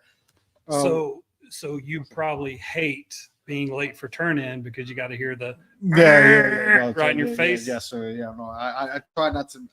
I haven't missed a turn in yet, you know. So we're gonna get into barbecue after. yeah, the yeah, hot yeah, take, definitely. Yeah. So we're about to jump into something, Yeah. lighten the mood for you a little bit. No. So Put you through the ringer. It's his turn to put you through the ringer. yeah, so you see how it goes, right? It's just, and that's my whole military career, and just even on this show that, man, it started excited, and then, man, I just hit that, and then it goes back Yeah, up. but I feel like you earned it, Doc. I Yeah, do. yeah, I yeah. feel So like to a certain yeah, degree, man, you yeah. you earn those the breaks thing. when it comes Yeah, to yeah. like your careers. And everything. Yeah. else. And everybody goes through it, you know, on the, you know, I've watched a lot of the shows that everybody talks about it as well too. And then moving forward to, I got stationed in San Antonio. Again, a detailer, one of my detailers hooked me up, man. I'm telling you, I got every duty station that I wanted. I got. Again, I'm not going to San Antonio. Yep. So I My name Matt Johnson. Fucking, I didn't No. want to go. Some dude was like, your hero to go for Yeah. it. He can do Yep. it. Yep. So I got Albert man, I've been- is a liar. Yeah. You should never trust Dad's anything he spoken said. so Well, you just No, he's completely a bad stretched. man. He's a bad man. Yeah, because he was really bad at that one. Really bad at that one. I saved him. This dude was hanging out in Meridian, Mississippi, bro. Okay, never mind. You're right. I'm just saying. See, bad liar. You're right. He's right. He's right. Yeah. Well, let's before we get there to finishing off, because we want to get into transition. We're gonna rotate it around and let old the maestro here take you through. All right, here we go. So, really appreciate you coming on the show. Appreciate you sharing with us. Of course, brother. We're gonna get into barbecue right after this. All right, then. All right. But for here we go. We're in the Triple Threat Vet hot seats. Oh, man. A couple of the questions I'm going to ask you. I want you to tell me a little bit about Barbecue Church. Yes. So, Barbecue Church. Shout out to Hector Villanueva, Fred Robles, and anyone else who held Barbecue Church before I did. I went to a barbecue competition and they didn't have Barbecue Church, and I was kind of upset about it. I'm like, man, why is nobody here? And I looked at myself. I was like, wait, I can do that, So, and these messages that I provide, these are my personal things that I go through, and it's just what I'm going through that week, or sometimes even the morning of. And you saw it last year, I did this. Iron sharpens iron. Man, I did this last year, so I cooked the tire last year. And what happened was I put Proverbs 27:17 on the paper and I wrote it down. Like, I get the goosebumps, and to this day I won't forget it, And I wrote it down and I said, this is what I want to talk about, Ty. And he just get the goosebumps and he turns around and he has the same exact thing on his back, the same. So I was like, and it's the Lord that puts these words in my mouth and I just speak it. There's been like this a few times, man. I've seen somebody, I've never met Jeremy before, never met him. I'm at a cook-off and I start talking about Ecclesiastics, about timing. And the same Bible verse that I wrote on my book that morning, this guy has the tattoo on his arm. Really? Like, that's the Lord working in his ways, man. So I will continue to talk. I will continue to do my Barbecue Church. And I already have my message for this week, right? And we know the events that happened this week, right? We know that events that has happened this week. My message was done before that, right? So I'm not going to talk too much about it, but I will that day. So I'm not doing my message because of the events. It's because what I already have done before. Well, with your permission, I'm going to come into Barbecue Church and go live. Oh yeah, yes, definitely. Yeah, we go live and we'll talk about it. Let me get into another question here real quick. Yes, sir. Because we're gonna talk about barbecue. Yeah. Be able to wax poetic. Yes, what's more important, loyalty or respect? Oof. I want respect. And right? why? Because respect will bring loyalty. Right? Because if you respect, what if I come out of my mouth and start cursing at you right now? Mm-hmm. Right? I've never disrespected anyone if they didn't deserve it. Right. And I want that person to be loyal to me because I could take you in the trenches. We need to get into a firefight. That's what I want. Yeah, absolutely. All right, let's we'll go back and forth on some of these because here's the thing: is like I had goosebumps when I turned around and had the iron sharpens iron on mine too. Sure. And I'm not really somebody that takes on new friends at 50 years old, but you will forever be endeared to me just because of the way God moved in our life together. So I mean, amen on that for sure. Yes, so let's make it a little bit lighter here. What is your barbecue walk-up song? And what does it mean to you? Oh, everybody knows. It's crazy. I was going to change it, and I got told no by so many people. So my barbecue walk-up song is 100% by Big Pun. So you hear the melodies that come in. There it is right there, right? And then you hear that Puerto Rico, right? So I get back into my roots. There it is, the thorn, right? And so I get back into my roots, right? Growing up in New York, Puerto Rico, Big Pun, that's what I to this day I still listen to that. So that's why I have that. Even my daughter, she has that song too. So that's my walk-up song, 100%. So and what I love about it now is like when other people listen to it, they'll send me a picture if they listening to that song. Hey, this is you. So now I have that.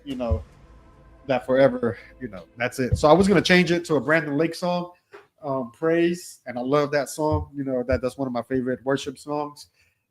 But it was like, nah, you have to stay with your thing. So that was one of my questions. So I'll tell you, my favorite worship song is probably "Awesome God." I love hearing it, like when it's live in arenas. So our God is an awesome God. Awesome God. Yeah. Or you know, Mike, I was born in '75, so I'm a kid of the '90s when I was coming of age, and Michael W. Smith, Place in This World. That song meant a lot to me. So I will. You know, I don't because I'll talk about it when we do barbecue. Oh yeah, we'll come back to it. For sure. Okay, so here's a good one. Getting a little bit more serious. What drives you in life? Well, I always say this: the Lord, right? God's presence always drives me in life, and just become a better person to make the next person better. Gotcha. All right, I'm gonna go fast on you now because it's supposed to be the hot seat, and me and you're sitting here chilling. So I got to turn up. Barbecue goat of all time. Barbecue goat. To me, Fred Robles. And why? And I know him personally, right? And he has won almost every big cook-off that he has participated in. But he, sorry, y'all, somebody just came in with a big old sausage. He is the person that we strive to be. I mentioned him earlier before on how he started the barbecue church, and he's the man of God. So yeah, whenever he comes on the show and he starts talking, I know how good of cook he is. I've seen him. I've watched him cook out in West Texas at the Cooking for Cowboy because he showed up and he was kind of catty corner. So I remember watching him the whole time just because I'd never been able at an advantage point to watch him. And then when you see him talk to all the other presidents of the sanctioning bodies and the ideas he had, it's amazing. All right, here we come. Right. Describe why barbecue heals. I'm not deflecting this question, but I will talk about it during barbecue. Absolutely, I'll give you that because it's longer. It's a hot seat, so you need a fast answer, and it's not a fast answer. I hear you. All right, who is the GOAT MC of all time? Like rapper? Yeah. Knocked it up to you're from the Bronx, right? I'm gonna be biased, right? And I'm gonna just say Big Pun. Okay, gotcha. And for the lyrics, the profound lyrics, gotcha. I'm gonna say Pun. All right, second. Give me just 4 names. Barbecue Mount Rushmore as of today. As of today, Fred Robles. He's my 1. My 2, I'm gonna put Clarence Joseph. My 3, solid. My 3, I'm going to put Bill Purvis. No, can't go wrong. Chicken fried. My 4, Eddie Morales. Eddie Morales, the Pit Father, man. He made his return to co-hosting Smokin show last night. All right, here's the big one. This is the one everybody wants to know. Who is the greatest of all time? Michael Jackson or Prince? I hate when y'all be figuring this out, right? And I knew this question was coming, right? So you're prepared. I am, and this is the one I didn't want to answer, right? And I'm going to say Michael Jackson. Okay. Right. I put some music on, right?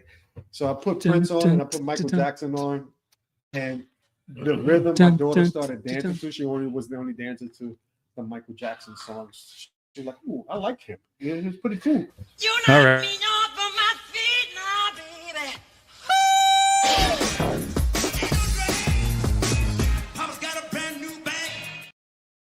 So, in recent weeks, Michael Jackson was behind by about 10, about a month and a half ago. Recently, he's made a big comeback. So you see it's getting much closer. All right, last question. What can we do to be better as a podcast? Just keep these shows the way you are, man. I know you ask everybody else, right? And here's my honest, opinion about this show. You keep on bringing these veterans on the show who have real life stories that impact somebody else. I've watched your show this is probably one of the only shows that I can watch from sitting down until when you close out to the hot seat. There's other shows I'm like, all right, I can't watch this anymore. I just lose focus or whatever. But you grab your audience, you stay with the audience, and you keep us engaged. Just keep up doing what you're doing. the social media, hire IT guy if you need one. I know a guy. I know a guy. All right. So look here, America. So I'm a highly volatile. Where's my camera? I'm a highly volatile dude. Y'all know me. I wear my emotions on my sleeve. I get real anxious before every show, whether it's the Smokin Gooder show or it's this show, because I want perfection. And what this medical motherfucker made me realize tonight is that we need to up our game, because I agree. The guy right there that conducts these interviews is one of my most favorite people on earth, and just to be able to be around him when he interacts with other veterans, it's cool as hell. So what we got to do is we got to get our ass in gear and get some good gear. Tell him what really happened, though. Show him the button that you had to press. Yeah, well, I mean, essentially we were having an echo, and I had a show before this, no problems, and then got on this, we started having an echo, and the medical guy fixed it just because we had to turn it off and turn it back on again, and it worked. And it all worked, and it worked perfectly. Yeah. I don't know about perfectly. We've had, I mean, the internet's dropped about 45 times. That's not my issue, though. Yeah, that's true. That's true. I'll fix the audio you have issue. graduated from the Triple Threat Vet hot seat. We appreciate you very much. No, thank you. Thank and you. I'll get you back to Matt Johnson if I can get my mouse to move. There you go, brother. There you go. So I'll let you slide with the Michael Jackson. Yeah, you know what I mean. If you say because your daughter was dancing to Michael Jackson and loved it, like you got to take that. That's okay. That's okay. He's pretty good. Yeah, he's pretty good. They're both pretty good. He's all right. They're both pretty good. Yeah, they are. So thank you for what you say about our show. I will tell you that I hold on. I was a caveat with the Michael Jackson, right? No. I'm gonna stay with that, right? Yeah. That's my final answer. I switched from Prince to Michael Jackson. So that is my final answer, right? But however, okay. Oh, you want them both? I will say that Prince's Super Bowl appearance was better than Michael Jackson's. Oh yeah, singing "Purple Rain" in Purple Rain. In Purple Rain. No. Right. So that was pretty. Cool.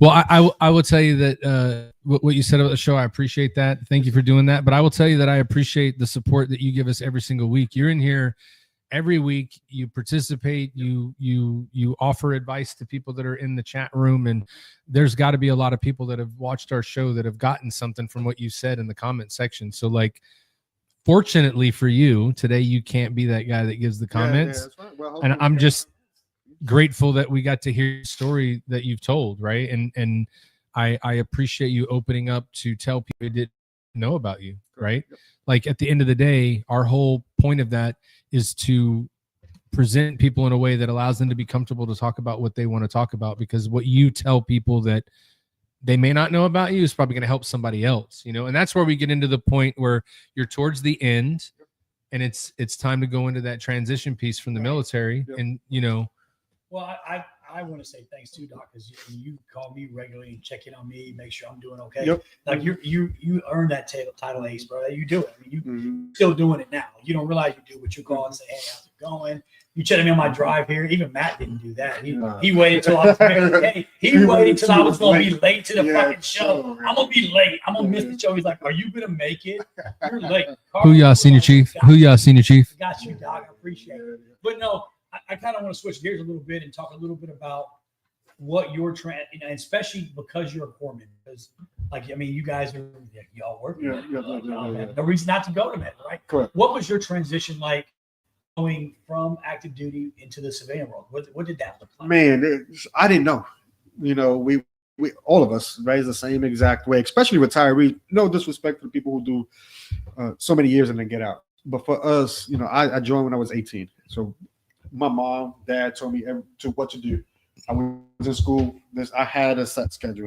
18, I'm in the military. I'm told what to do, where to be for 20 years of my life, right? So here comes 2019. I'm starting to 2018. I dropped my paperwork. Hey, I can retire. I'm like, oh, wait, what does that mean? I'm looking forward. I'm getting anxious. And so I go to TAPS, transition. I don't know what the heck. Assistance program. Yeah, TPS, TAPS, whatever they are, right? It's always going to be TAPS. Yes, TAPS. Right? Yes. Yeah.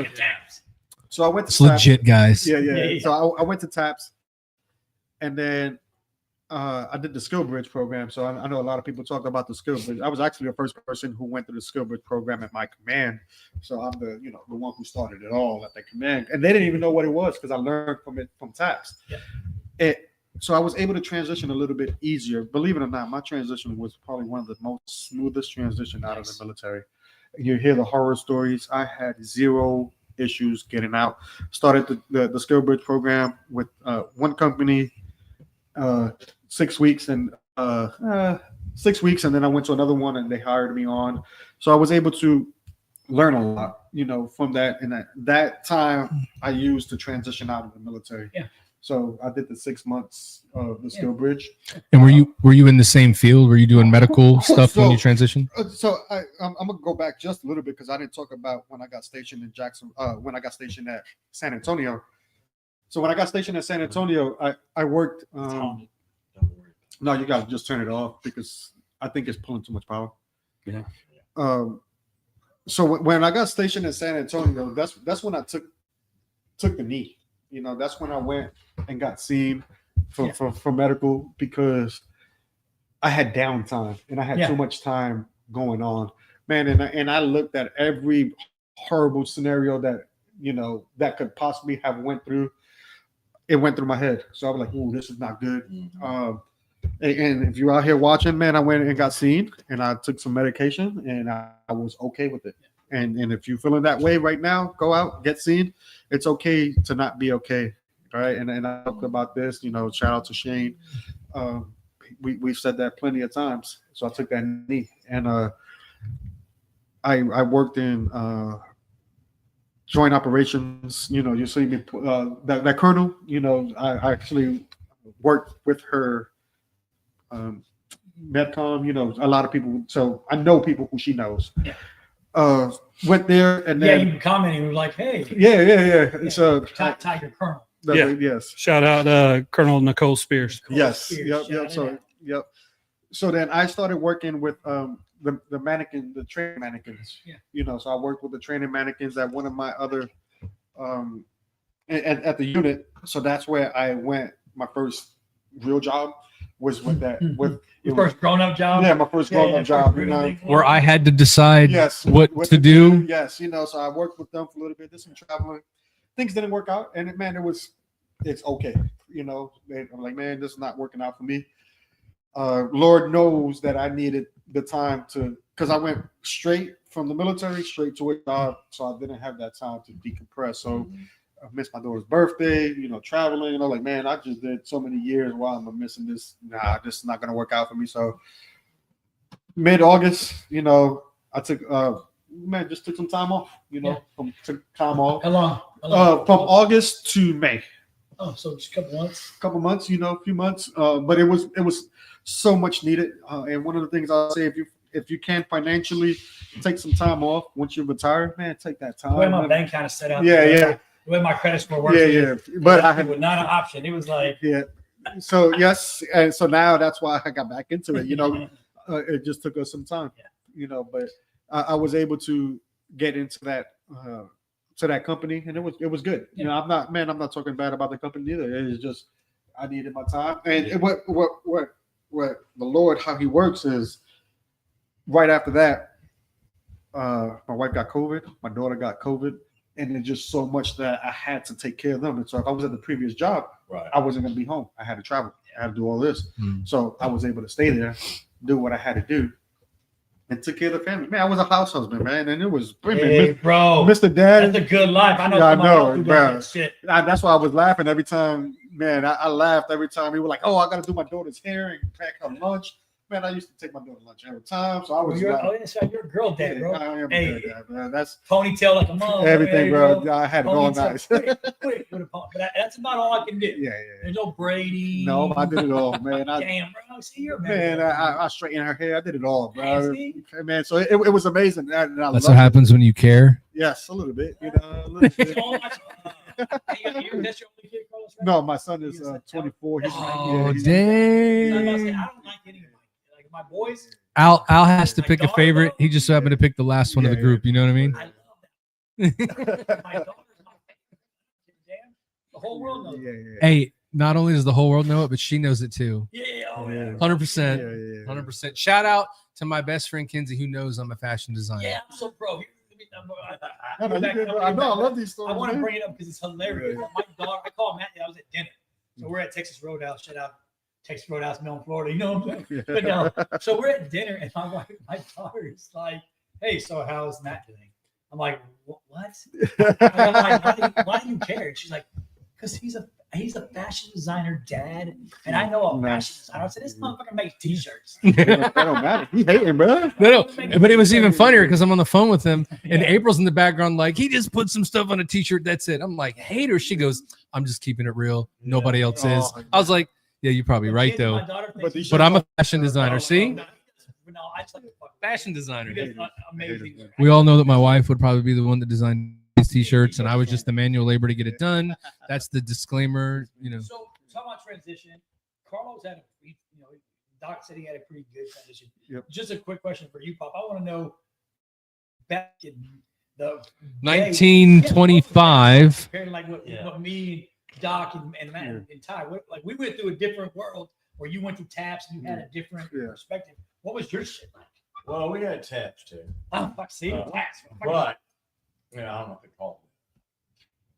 I was fortunate because I got out on a Friday and started work on Monday Yep.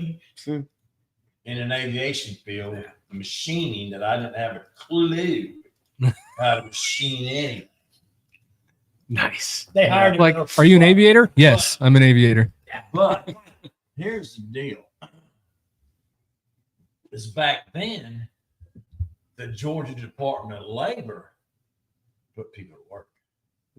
And they had a veterans section. And they really tried hard to get you a job. You know what I mean? Okay. Mm-hmm.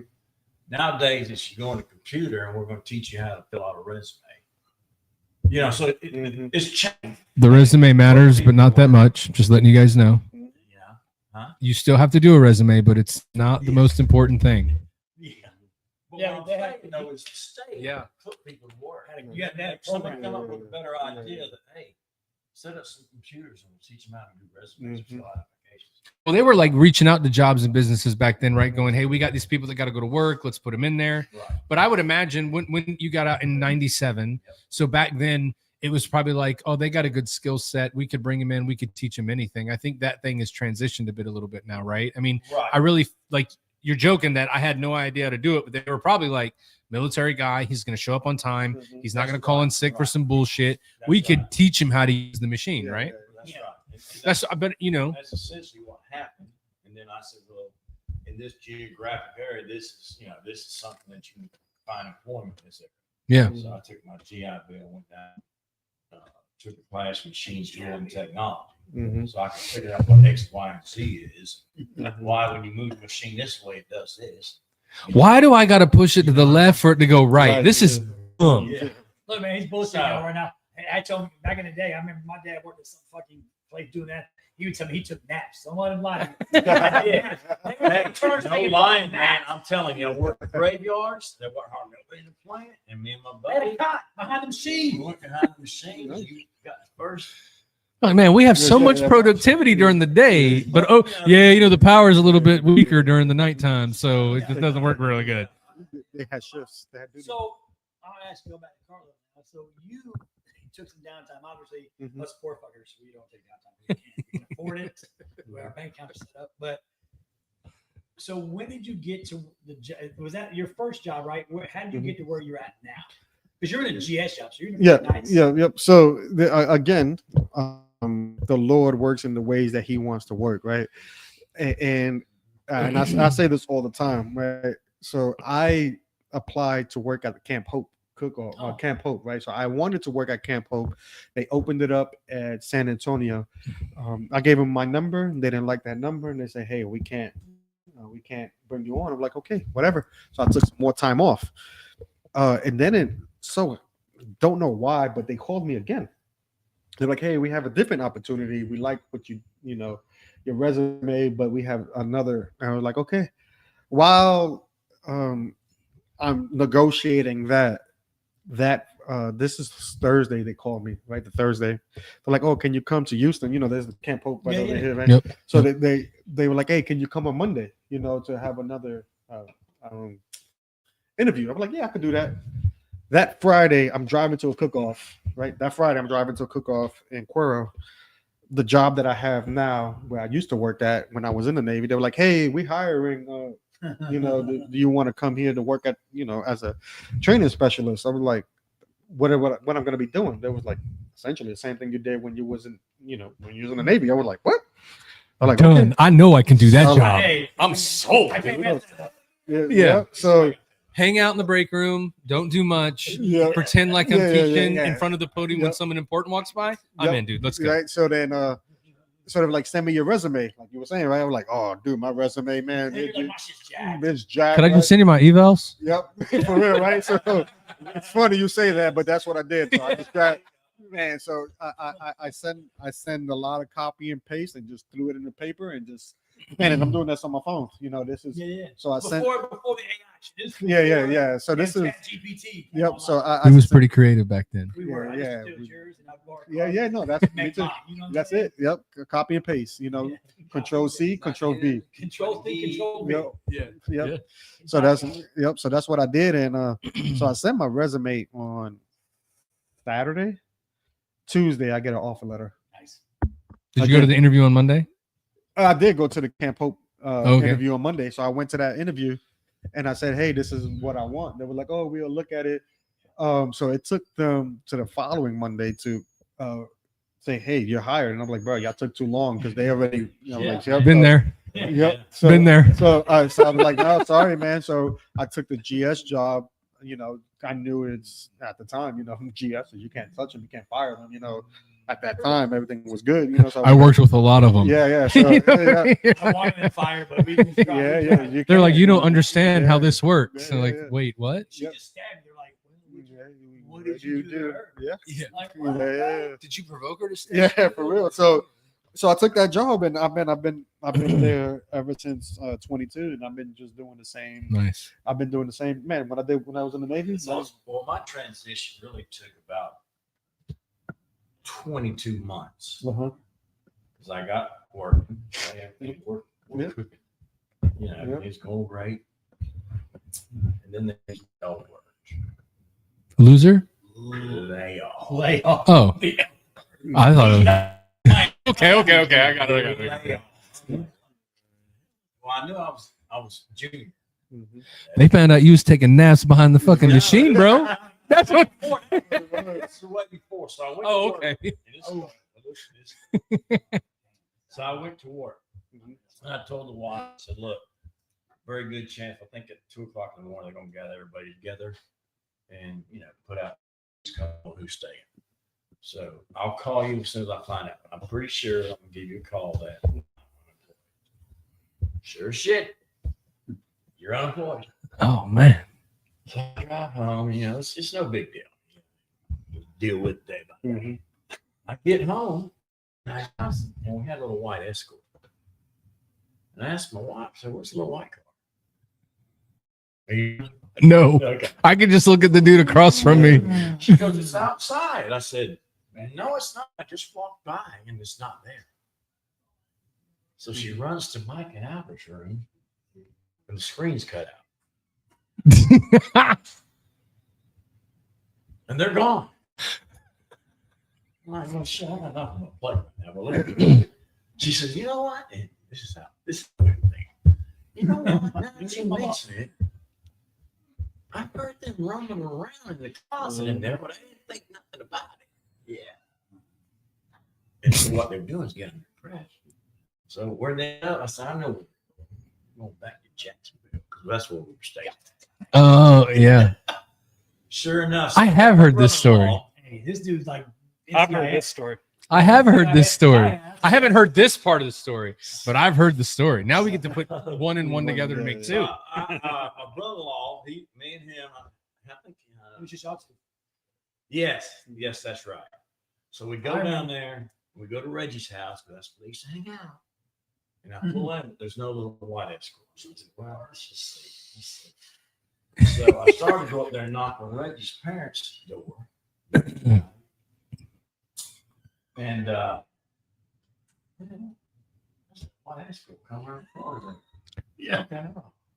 So they pull up. They're like, Oh yeah, bro. You talk about not expecting to see your pop, your dad, and dad. I reached in. Okay, there was 5 of them in this little escort tour. I reached in and turned the car and said, "All you motherfuckers are in there. Stolen cars." Boy, the door flew open and the jokers were running. And how old were Now, you? Mike was 17. Now, 16 or 17. I was 18. Bad So, influence. so I told Mike, I said, I "Hey," was homeless. I told Mike, I said, "You're underage. You're going home with me." Albert says, I said, "I don't give a fuck what 18. You can stay right the fuck here." Yeah. Oh yeah. And so he decided to. But Yeah. the problem was all the tow truck and car that I took back to Georgia. Yeah. And I was like, and I'm asking, hey, can I get like it's in my fucking car? It belongs to me. And Hey, he drives off. hold on, though. You know where I slept for 2 weeks, me and Dion, because we had a buddy of mine who was with me. So he decided he's gonna be a gangster. He's my boy. Yeah. I'm staying with him. Bro, we slept in a laundromat at a gate, there was a gate station we would steal food from, like and again, get some fucking peanut butter and jelly. And we slept in a laundromat of a trailer Nice. on Collins Road. I'm sure Ty remembers. I know where Collins Road is. A trailer park. Close the dryer, put them on the dryer, sleep the clothes. In the So morning, try to find them. So my transition, my point I was getting at was it's Al's fault. layoff. I was like, layoff? What do you mean I don't have a job? Yeah. I just did 20 years from 18 years old to 38. I never had any issues. Yeah. In the civilian world, you're just a number. It don't make Yeah. Our bottom line is what counts. Yep. You know what I mean? That's Yeah, for sure. Harsh reality for us as veterans too, because me and Matt, same as Doc, like you go into a job and essentially you think in the beginning, like when you first get out, first retire, first transition, you're like, man, I'm gonna be a like- millionaire. They Yeah. tell you people are going to be beating down your doors. Everybody's going to be lining up. You're like, I was sitting in a school line with my wife, and she's like, "What are you?" I'm like, "I don't know, 2 weeks from retirement." And she's like, "What are you going to do?" I'm like, "What do you ask, man? Don't worry about me. Somebody's going to be knocking on my door." They told me that class as a senior chief in the Navy, they'd be beating down my door.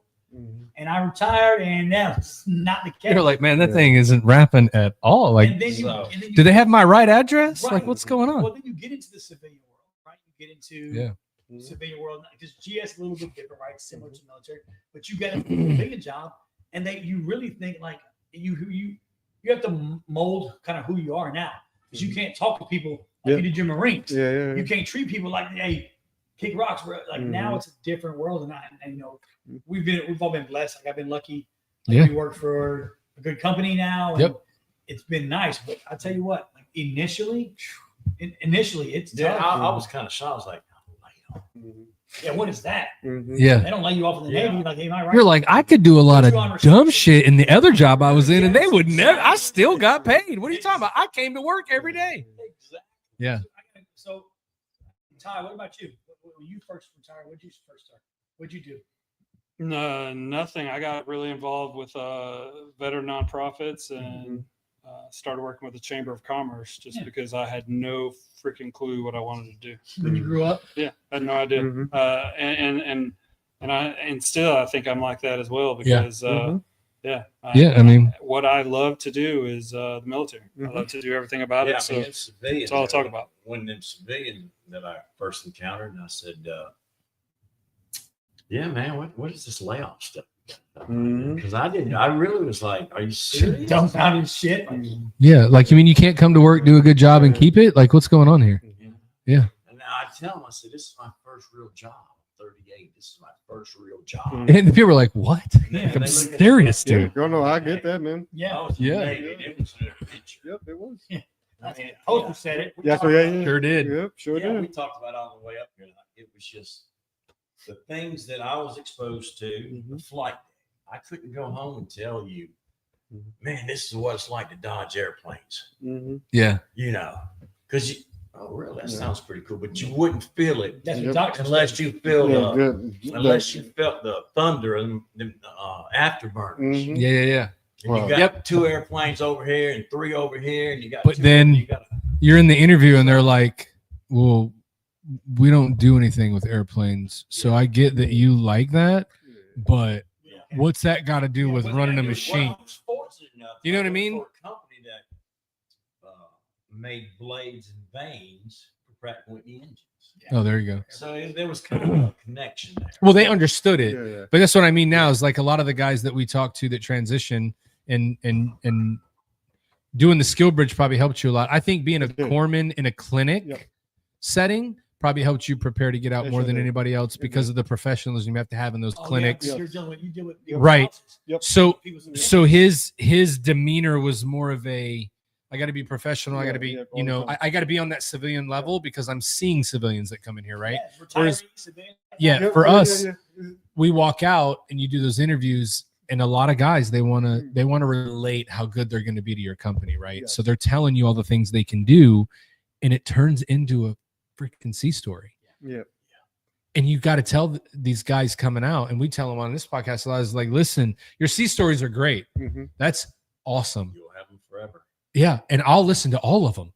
I will be like, what? Yeah. That was I'll be awesome. Yeah, yeah. However, the person you're interviewing with doesn't give a shit about about that. it, They yeah. want to know how you're going to come in, do the job, be a part of the team. Are you willing to go back and start over and go from the bottom? Yep. And that's And when we all say yes, and they think we're lying. Yep. See, that's the other part that's hard. Is Mhm. like, I really don't want to be in charge. Yep. I That's don't. a job. Yeah, That's what I just it want a is. job. Right.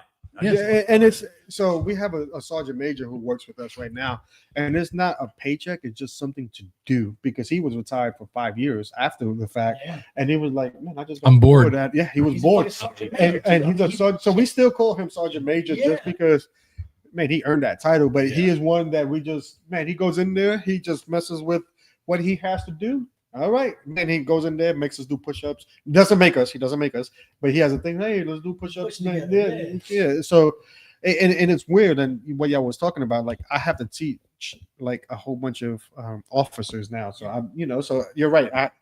That transition for me, like I had to keep that professionalism because I'm a little bit higher because I have to talk Yeah. to a lot of officers in the Yep. classes that we do. These are people who work in public health or joint operations that they potentially eventually are the ones who's going to make these decisions on war or on casualties, on what to do if we have another pandemic breakout.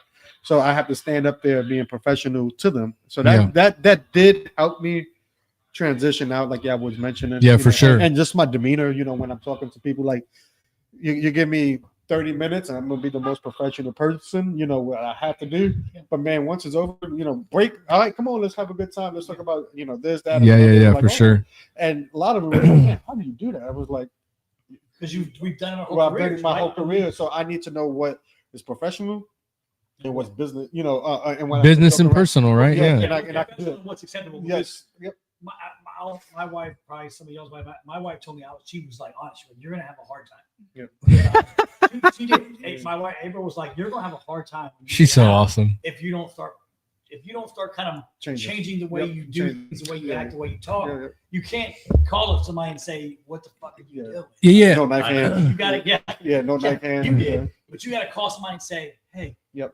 what's going on today?" Like Yep. you can't. There's Yeah, a way to do Yeah. it that's the same, but it's different. And I The- really had a hard time in the beginning. I think we talked about it. We I was did. like, The bro, biggest eye opener for me was like going into the civil and working, right? And once you get out and retire and you're trying to find a job, right? I'm trying to find this thing. I need to get into another role. I need to provide for the family. Like I'm getting this paycheck. That's cool, but I'm way cool. I should be like sought after, like we talked about. And you're going through this thing where you're like, there was a point where you're like, did I just waste 20 years of my life? Yeah. Like this is so dumb. Yeah. My wife, God bless her, walks in one day and goes, do you think nobody else does 20 years in a job and walks away and has to do something else? Why are you special? I went, Oh shit. that's why I love you. That's You're the right. best ever. That's That kind of made sense You're the though, best. but I was mad at the time. Like, you don't know. You've never been through it. But she's right. Right. And so, Leave me alone, Becky. yeah, for sure. And I was like offended. Like, I can't How believe you're dare telling you. me this. Right. How rude. But she was right. She was like, You don't think nobody else does a long time and something else has to walk away? Like, you're not the only one. I was like, yes, I am. You know what I mean? Like, I'm the one, you know? That's But why she's a keeper, right? Oh, for sure, dude. Great advice, and it's so true. But you don't ever think about it because all we hear too, like if you think about it, a lot of the veterans that are running around and looking for jobs and we get into these situations, all you hear from these guys a lot of times is how no one's going to help them. So everybody jumps onto that bandwagon of let me be the person that feeds your problem because I got the same problem. This is all jacked. It's crazy. But then we get to the point like on our shows, like, did you guys ever take no for an answer in the military? Right? Did someone tell you couldn't do it and you were like, yeah, you're probably right. This sucks. Nobody ever did. You figured it out. You went and did it and you got it done. But for some reason, when you get out of the military, you're a bitch now. I don't understand. Yeah. And we all did it though. Like we all did it. And that's the problem is you can't look at it that way. You got to overcome. That's what we were taught to do. But we forget that that's what we need to do when we get out. Like it's crazy. Or what I did was the opposite. I took whatever scraps somebody would give me. Yeah. Like whatever job. Whatever somebody, if you'll fucking hire me, I'll give you a dry tuggy in the parking lot. Like it was that bad. Like yeah, but I did because I was like, this company's like, we'll pay you $15 an hour. And I was like, fuck yeah, $15 an hour. Until you got home, and then they're like, really? Like $15 an hour. Like really? Like I was like Mason can go get that at McDonald's right now, bro. Just go work at McDonald's, dude. I felt so lost. Right? Wasn't this a security guard job or something? You're going to be carrying a gun or something for $15 an hour. Yeah. Shout out fucking Brink's truck company. Want to protect your money? $15 an hour. That's what we're doing now. Yeah. But no, literally, I just watched a bunch of movies. I'm like, yeah. I got my resume. I got my combat experience. I'm part of a tactical movement team with the CB. Like this is what I do. I protect some shit. And they were like, I'm in a suit and tie, bro. There's people waiting in line for the interview. I'm like, Dickies and flip flops. Yeah, You're like, these dudes don't know what's up with the interview. I got this thing. You guys can go ahead and leave. Right? And I sit down with these dudes, and I swear to God, like we do this interview. The guy's pumped. He's like, yeah, bro, you're awesome. Like, man, when you can work your way up and get to the armory, there's some cool shit here. Like we carry guns. Like all kind of guns. He's like, I don't even know. Like, can I bring my own? I bring my own. And this dude literally, bro, was like, all right, here's the deal. We're not going to wait. Call you later. Talk to my boss. You're hired. That bitch was straight getting recruited, just like when he joined the Navy, dude. Yeah, for real. Yeah. First, I think, that's a red flag to me. Yeah, bro. I was like, I'm that good. I'm that good, bro. That's a red flag, bro. You know who I am? And that dude King said, Kong. so then, I'm sitting there, and he's like, okay, you're hired. Look, you start Monday. I'm like, oh yeah, bro. He's like, let me tell you about the schedule. I'm like, okay. This dude says 6 days a week, sometimes 70 hours a week. I'm like, dude, man, I'm like, I got a whole lot of time to do down. I've got a lot of downtime. And he's like, 70 hours a week, bro. We're doing ATM pickups. He's like, we're doing God's work out in these streets. Like, I'm only gonna bring you in at like top of the salary range. I'm like, word salary? Sound like 100 grand, 150. No. He's like, we're gonna bring in $15 an hour. If you work real hard over the next 2 years, you could probably get to 17. I was like, yeah, I'll take the job, bro. I knew I wanted to take the job. I was like, yeah, dude, let's go. Went home, got in the truck, and I like felt like I was gonna cry. You talk about defeated. I was like, I just burned $17 in gas to get over here, bro. Yeah. The pay. It's in Pensacola, so I gotta drive. I get in the truck and I'm just screaming at the window. Fuck, this is fucking bullshit. I'm pissed. Call April. She's like, how did it go? I'm like, I don't even want to talk about it. One, I'm the greatest of all time. In the Brink security system, I'm about to be like the man. However, they are gonna pay me $15. Yeah. She's like, you could take the other little job with the Navy recruiting command for $15 an hour. No, thank you. Yeah, bro. Yeah. Was that before or after the screen porch? Oh yeah, that was before. Okay. And then my next job, I get hired to do construction. Supervising construction. Guess we ain't never done construction. Ain't swung a hammer. I can't read a fucking tape measure. Brother got there going. He doesn't know what lengthy lead me see. Bro. Bro, We know he was the greatest mechanic in the Navy. you already know that. So, yeah, I'm hiding. They taught him how to use tools, and he doesn't know how to do it, I right? told these guys, literally, Matt, I tell you, hey, bro, I don't know nothing about this. He's like, you in the Navy, you know leadership. I'm like, fuck, I got that in drunk, bro. I tell you what to do. Seriously, I tell you what. With a smile. And he was like, you're hired. And that dude, I showed him the first day, and there's these like real men. Yeah, looking hammers, cutting shit, reading tape measures, and they're like, hey, you're gonna have to learn how to build these pool enclosures in 2 weeks. I was like, he's like, can you read a tape? I'm like, fuck yeah, I read a tape. He's like, You gonna write something on it? bro, Until he says 3/8. I'm saying 3/8. Yeah. And then he had me blueprints. Yeah. And the guy's like, can you read these blueprints now? Bro, There's some lines. dog. It's blue. Yeah. He's like, find me the center line or something. I was like, Right in the middle. yeah. I thought too. Put a little seat. Yes, yes. So Yeah. that lasted 2 45 weeks. seconds. No, 2 weeks. Yeah. I went to work. It was hot, sweaty, And you outside. and you're cutting metal, so not wood. Yeah, yeah. So now you got metal splinters and Scraps shit. everywhere. Yeah, bro. I was like, I said, I got down. I was like, hey, bro, I know I'm ready. Yeah. This But is it's ain't not- it. this is Yeah, not it's for not me. it. Yeah. So yeah, then I know my limitations. I'm just gonna have to be honest with you right now. Yeah, for sure. Somebody called me. It was like, hey, bro, I got a job for you. But that is the other thing, though. We all called each other like, "Yo, I got this job. You want to do that job?" called me, Yeah. trying to hire me, get me hired to do real estate. No, Or something, mortgage. no, mortgage. Yeah. So we're talking mortgages. I'm like, oh, that's cool, bro. Whatever. They're gonna pay me. Let's Matt go. lost me when he said you gotta go to school, bro. You gotta take it. Nope. Yeah. I was like, oh. Is there math involved? He's like, yeah, real estate math. I was like, And then I was like, oh. by the way, that test is hard as fuck. He was like, yeah, Yeah. think about me Yeah. and And tests. so I'm I just not had gonna John do it. now, Doc, and he's telling him, oh, I'm doing this. Like, it's super great. Like, work from home. And he's like, really? Send me. We got no The thing. link. He's like, Yeah. then Matt's Send like, it. Now Matt's I'm checking my emails now. How come I don't? I know. Exactly. As soon as Matt said, and then I, you do Matt.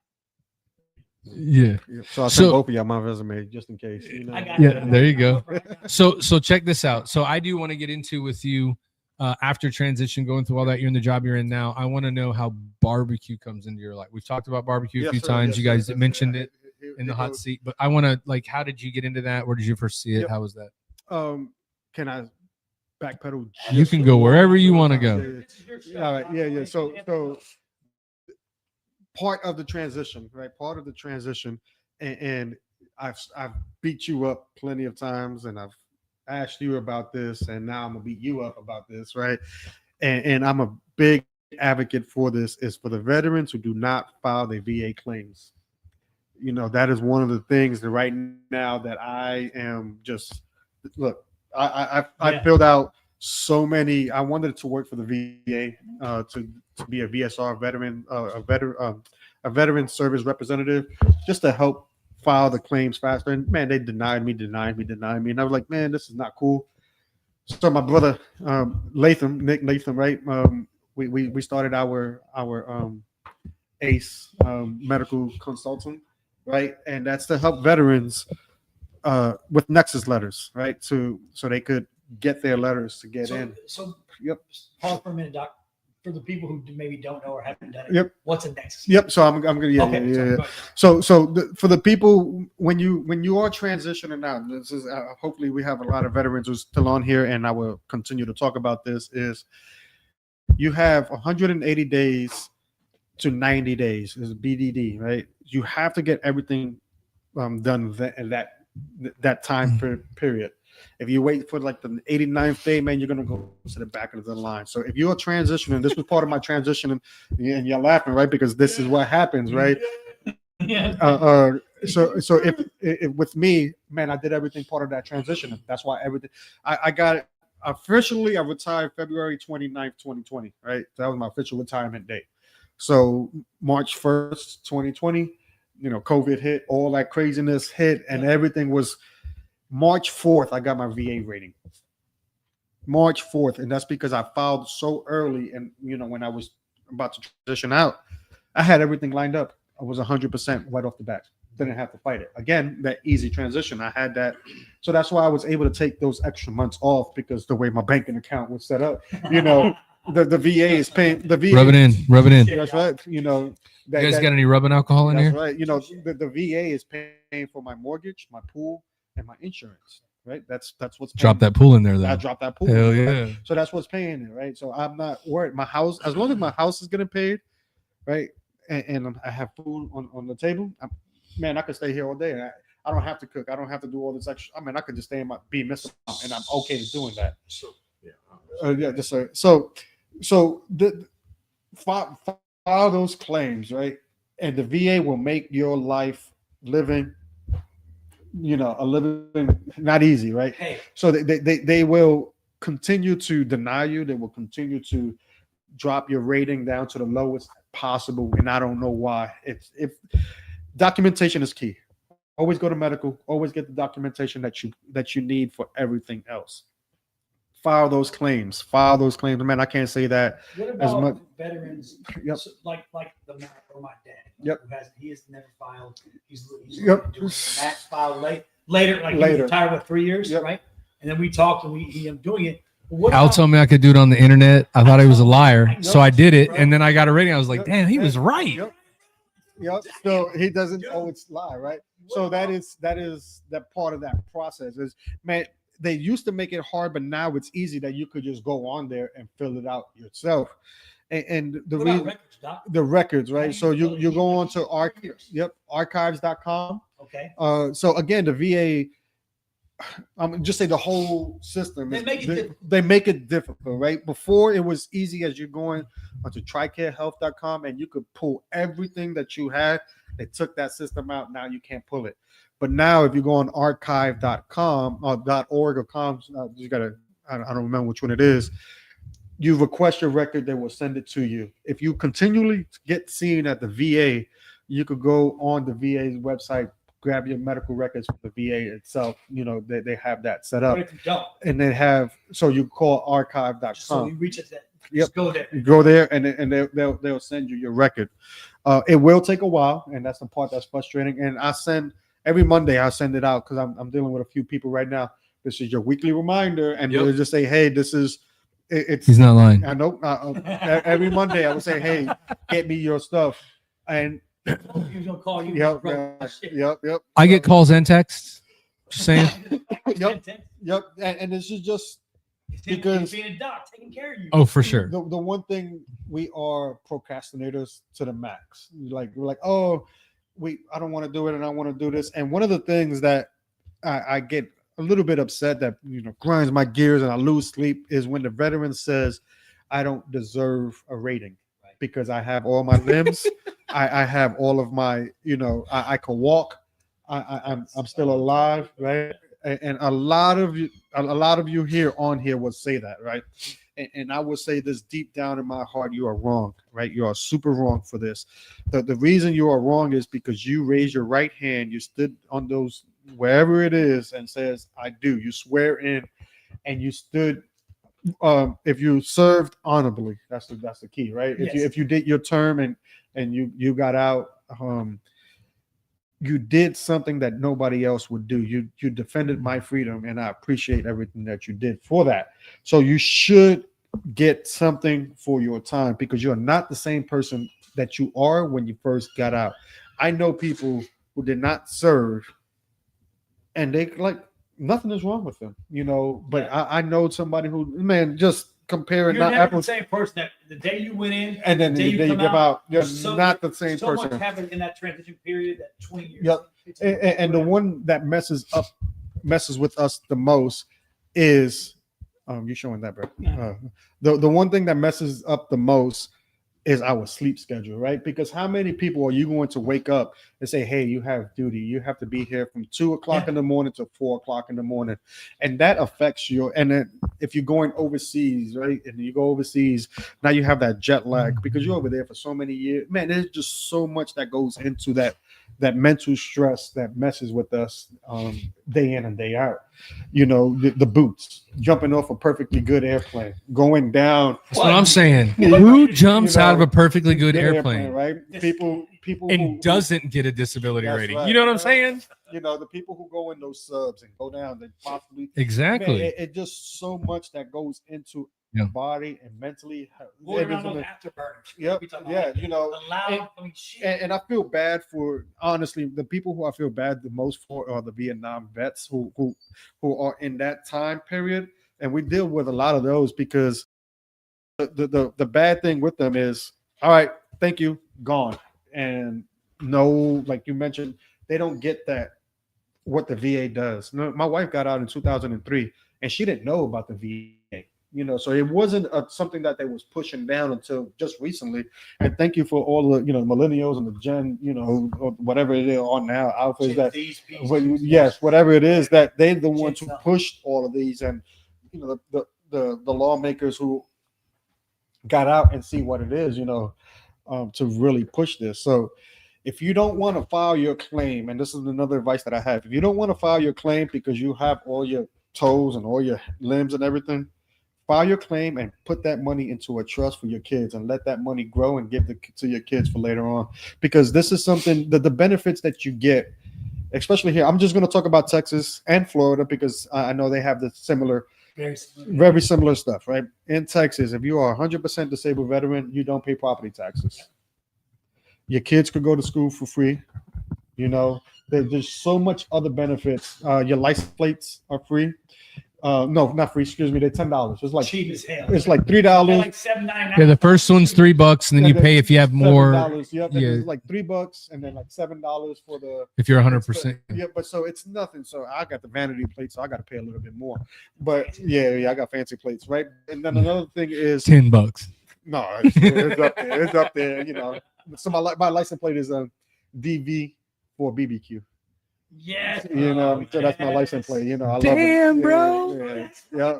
How you did that? Yeah. I went over there and said, What color are they? They just The regular? Yeah, regular. But they have That's what made me mad. I wanted the black Texas plate with the star. DV plates are like, nah, bro. That's too expensive. You gonna get these white plates that the prisoners make. We ain't giving you nothing that look good. Yeah, and it's black. Wow. They won't. You can't do it in DV plates though. DV for DP. Yeah. Well, Right. So then another one. I know what the DP means, dude. Yeah. Another one is if you park at The airport. Airport's free. Airport's free. Certain ones you gotta be careful. I think Austin is only 14 days. I'll never fly out of Austin. Yeah. San Antonio, I fly out of there all the time. It's 30 days, right? It's free. Yeah. You get into state parks is free. Then you get into if you want to go, like I went to the Spurs game, free parking there. I went to handicap parking. Well, not in Texas. You can. Even Texas veterans can park in our state. Yeah. I can't park in your state. Handicap placard. Yeah. Yeah. But so the benefits that you can receive. That close for, bro. Yeah. The benefits that you can receive, man, it just goes. It's amazing, man, that you could get. So I don't jump through all of that to do the things I need to do. I'm a procrastinator. That's why I get the text every week. But I will tell you this: if you are a veteran that can go 100%, the biggest thing that I tell a lot of guys, a lot of older guys too. Exactly. Yes. So if I go before my spouse, I'm 100%, and they take care of me, they're still going to get a paycheck for the rest of their life. That's the kicker, right? Remember, we all say that when I did my retirement ceremony, for me, it wasn't me. Yep.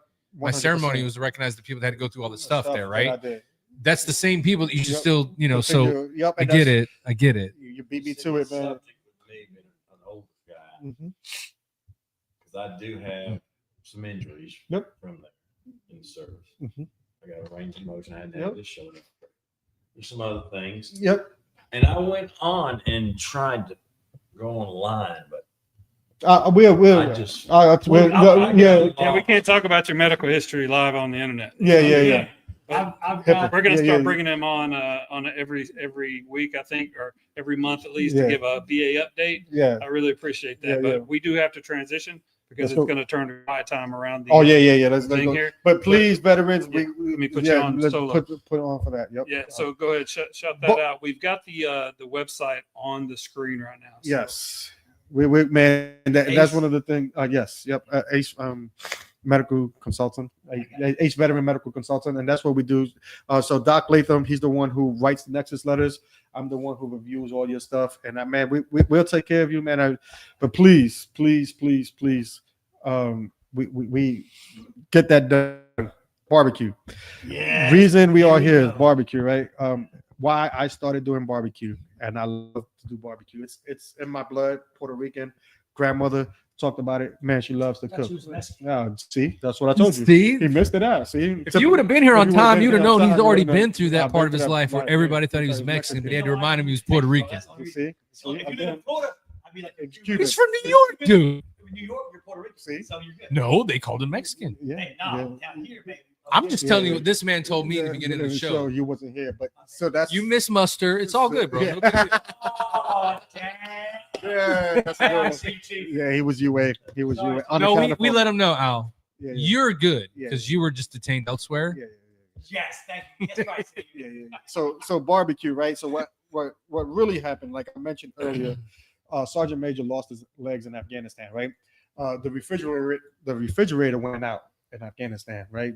Right after that, so we had so much food, and man, the CB, shout out to the CBs, they left a little grill over there. Man, I started grilling as all this food started coming, and all the Marines started coming to us. Man, it was just the most downtime that we had. Everybody was up, and it was just because of the food, just because of the food, and we was there. We was able to relax just a little bit, right? Complacency kills, but it lightened the mood for the time being, right? So, man, I just kept on cooking. Got back. As soon as I got back, I grilled some more food for my brothers who were here. Did something. Man, it was great. Went to Groton, Connecticut. Started cooking up there because my wife's from Texas and want some barbecue. There's no barbecue in Connecticut. No barbecue in Connecticut. No barbecue like Texas barbecue. Yep. So we started eating it, and then I get down to Goddamn Texas, man, and shout out to Danny Gomez, man. He's the one who put me on to barbecue, and we started. Man, we're like, man, I want to do a barbecue competition, and no idea what I was doing. Still don't know what I'm doing, right?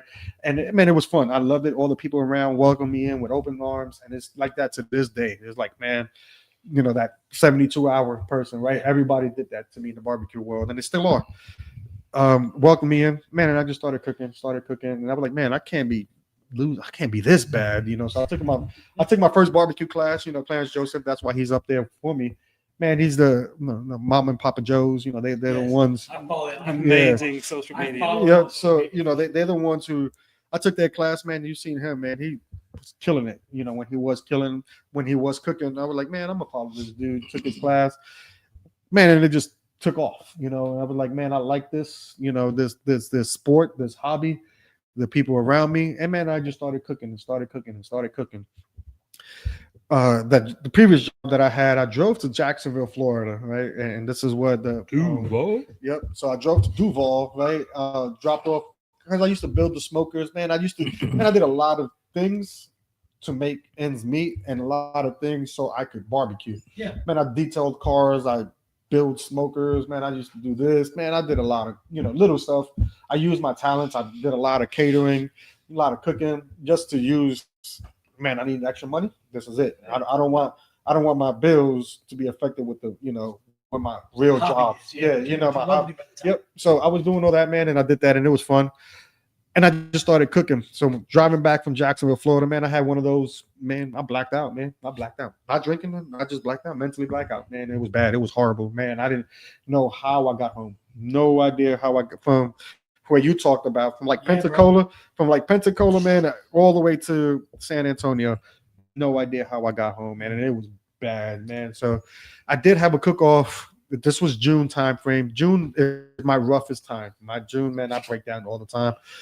We got back and people didn't come back with us. Yeah. I lost a lot of families in June. Even though June is my birthday, it was rough.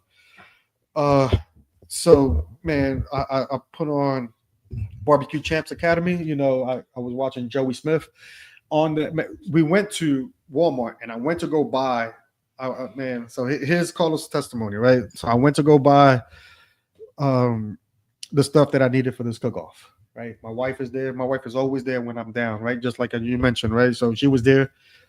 I'm trying to grab something, and I was like, I need something. Even to this day, I don't know what it was. I needed something, and I couldn't focus. I couldn't. She was like, "What's the matter? What's the matter?" I was like, "Baby, I don't know." This is the same time period, from Jacksonville to right now. Don't know. Man, I'm breaking down in Walmart. We leave the cart. I was like, you know what? Let's leave this. I had some stuff home. I'm still breaking down. She drove home. Didn't know what to do. I put on barbecue. I put my headphones on. Started listening to this Joey Smith's Barbecue Champs, and I was like, man, I need this. I need this calming sensation. And all he was doing was just teaching me how to barbecue. I'm like, all right, cool. So I'm there, man, and I just take my time. I was able to sleep a little bit that night. Woke up in the still, man, I'm sweating, bad sweats, nightmares.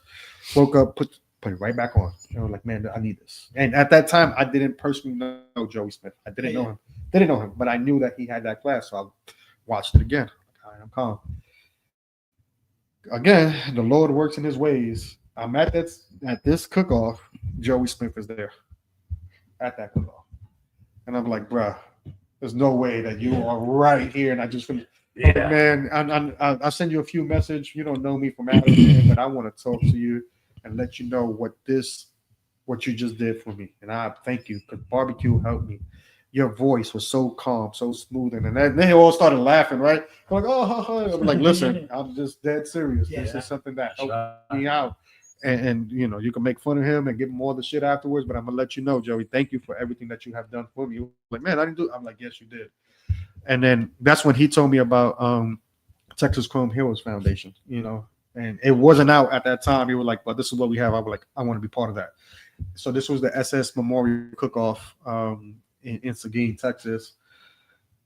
Went months, through the trials and tribulations. What year is this? And this is 21.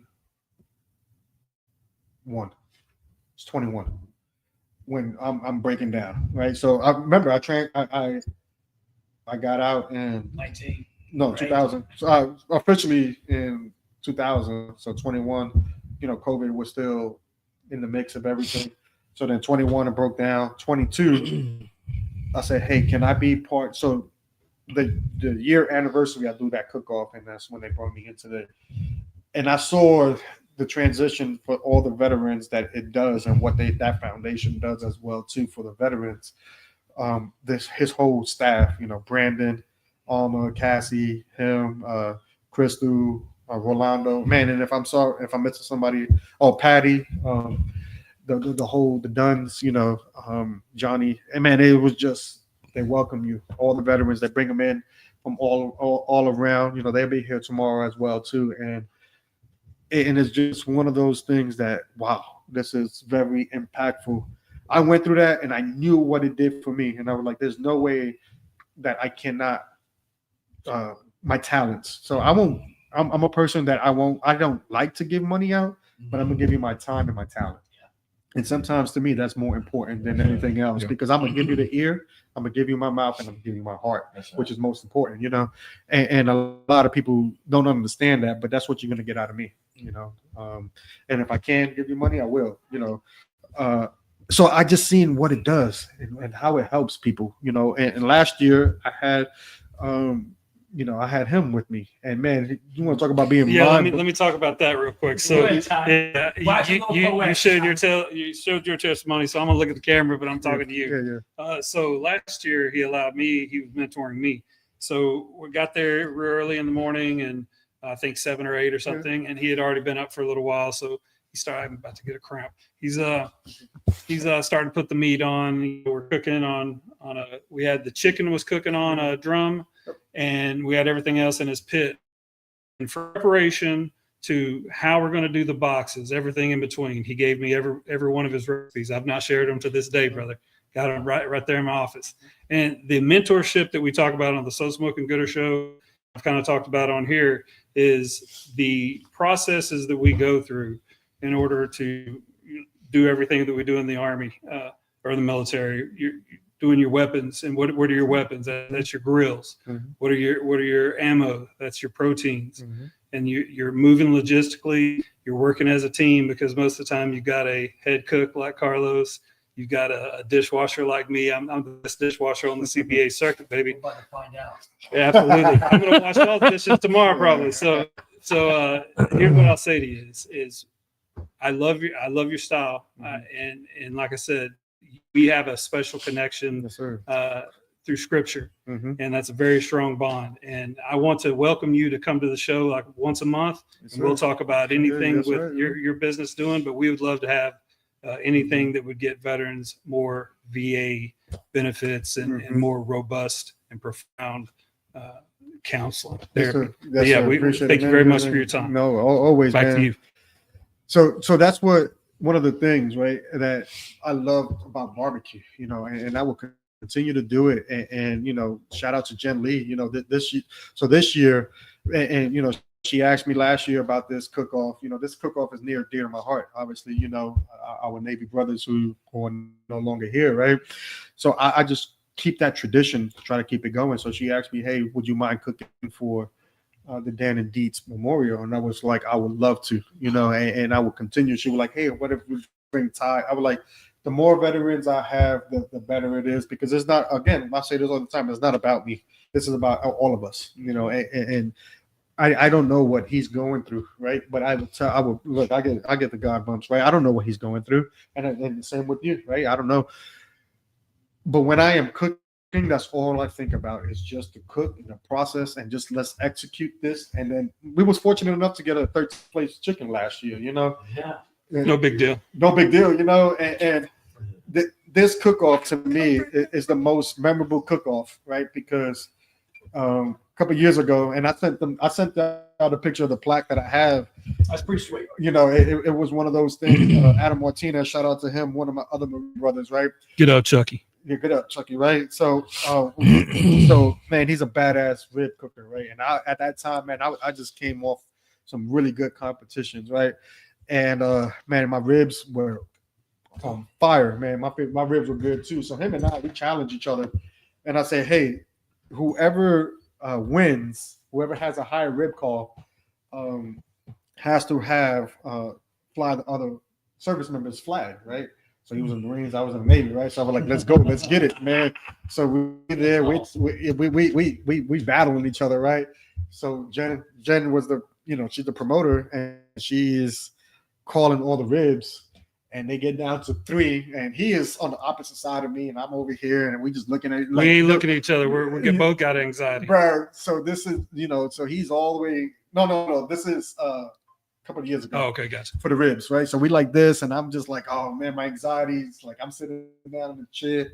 So 2nd place, call his number, get up, Chucky. I'm like, oh man, so I'm just there.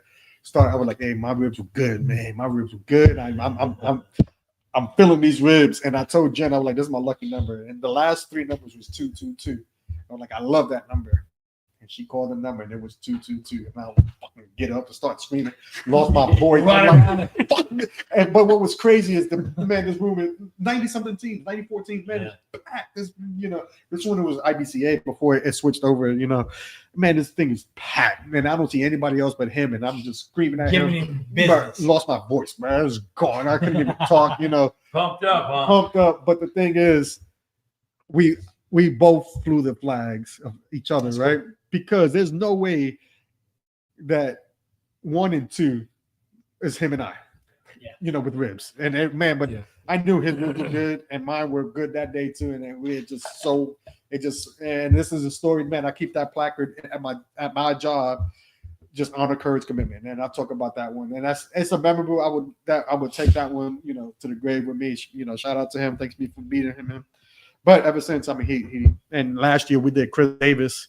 So Chris Davis, we did the same thing with him. We challenged him with the chicken, and he didn't walk in chicken, but he beat me overall. But that wasn't the. What did you and Ty?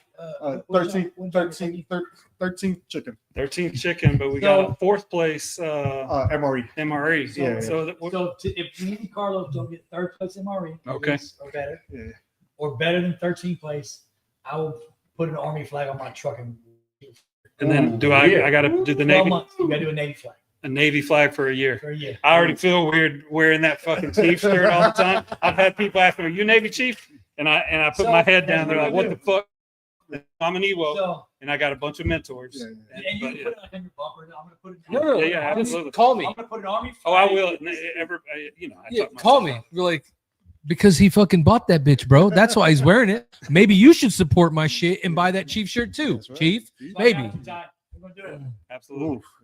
No pressure. Man. Hey, no look. pressure. Look, Carlos over like this bitch Yeah. is making deals, and I'm Making deals, now and I I'm gotta just- sign these checks. That's right. But But you can do it. Hey, I've got you chosen on my fantasy queue. So Oh, yeah, let's you're go. on my All right. fantasy Ooh, queue. you're just giving you all the Yeah, business oh, tonight, yeah, bro. I'll get it to you. We'll get you in on it tomorrow. Yeah. So you can pick 10, All right, so- 10 teams, and then So we're super close Yeah. to quiet hours. Yes, sir. Yes, sir. I do want to say thank you for coming. Man, thank you for I- having me. I want to say that we appreciate your story, appreciate you being here. to. And we're not really going to close out like we normally do and go crazy, because what we have to do right now, real quick, is we got to make football picks. So when you do these football picks, I'm just telling everybody that's out right now, Mhm. thanks for coming. Thanks for watching. Yes. We still sell fucking t-shirts, and you should go buy them. Actually. And look at them. They're great. We just let you see a whole bunch of people unbox them. Go buy them. We're trying to give money to a nonprofit. Thank you for showing up every week. We love you guys. We appreciate it. Let's get to the picks, and then we got to get to quiet hour. okay. All right. So in the My first dad's picking up first game, go ahead, Oh, Al. You my got the Memphis goodness. Tigers and Georgia. They beat Georgia State 38-16. And here's what I tell you: I messed up on the Notre Dame. They had a bye last week. They did. Yeah. So I just moved that to next week's pick. Oh, it's All right. college. Or, Yeah. I'll do in college. You're gonna pick two. So listen up. College. I don't want LSU versus LA Tech. They won. Kentucky lost. We all expected that. EKU.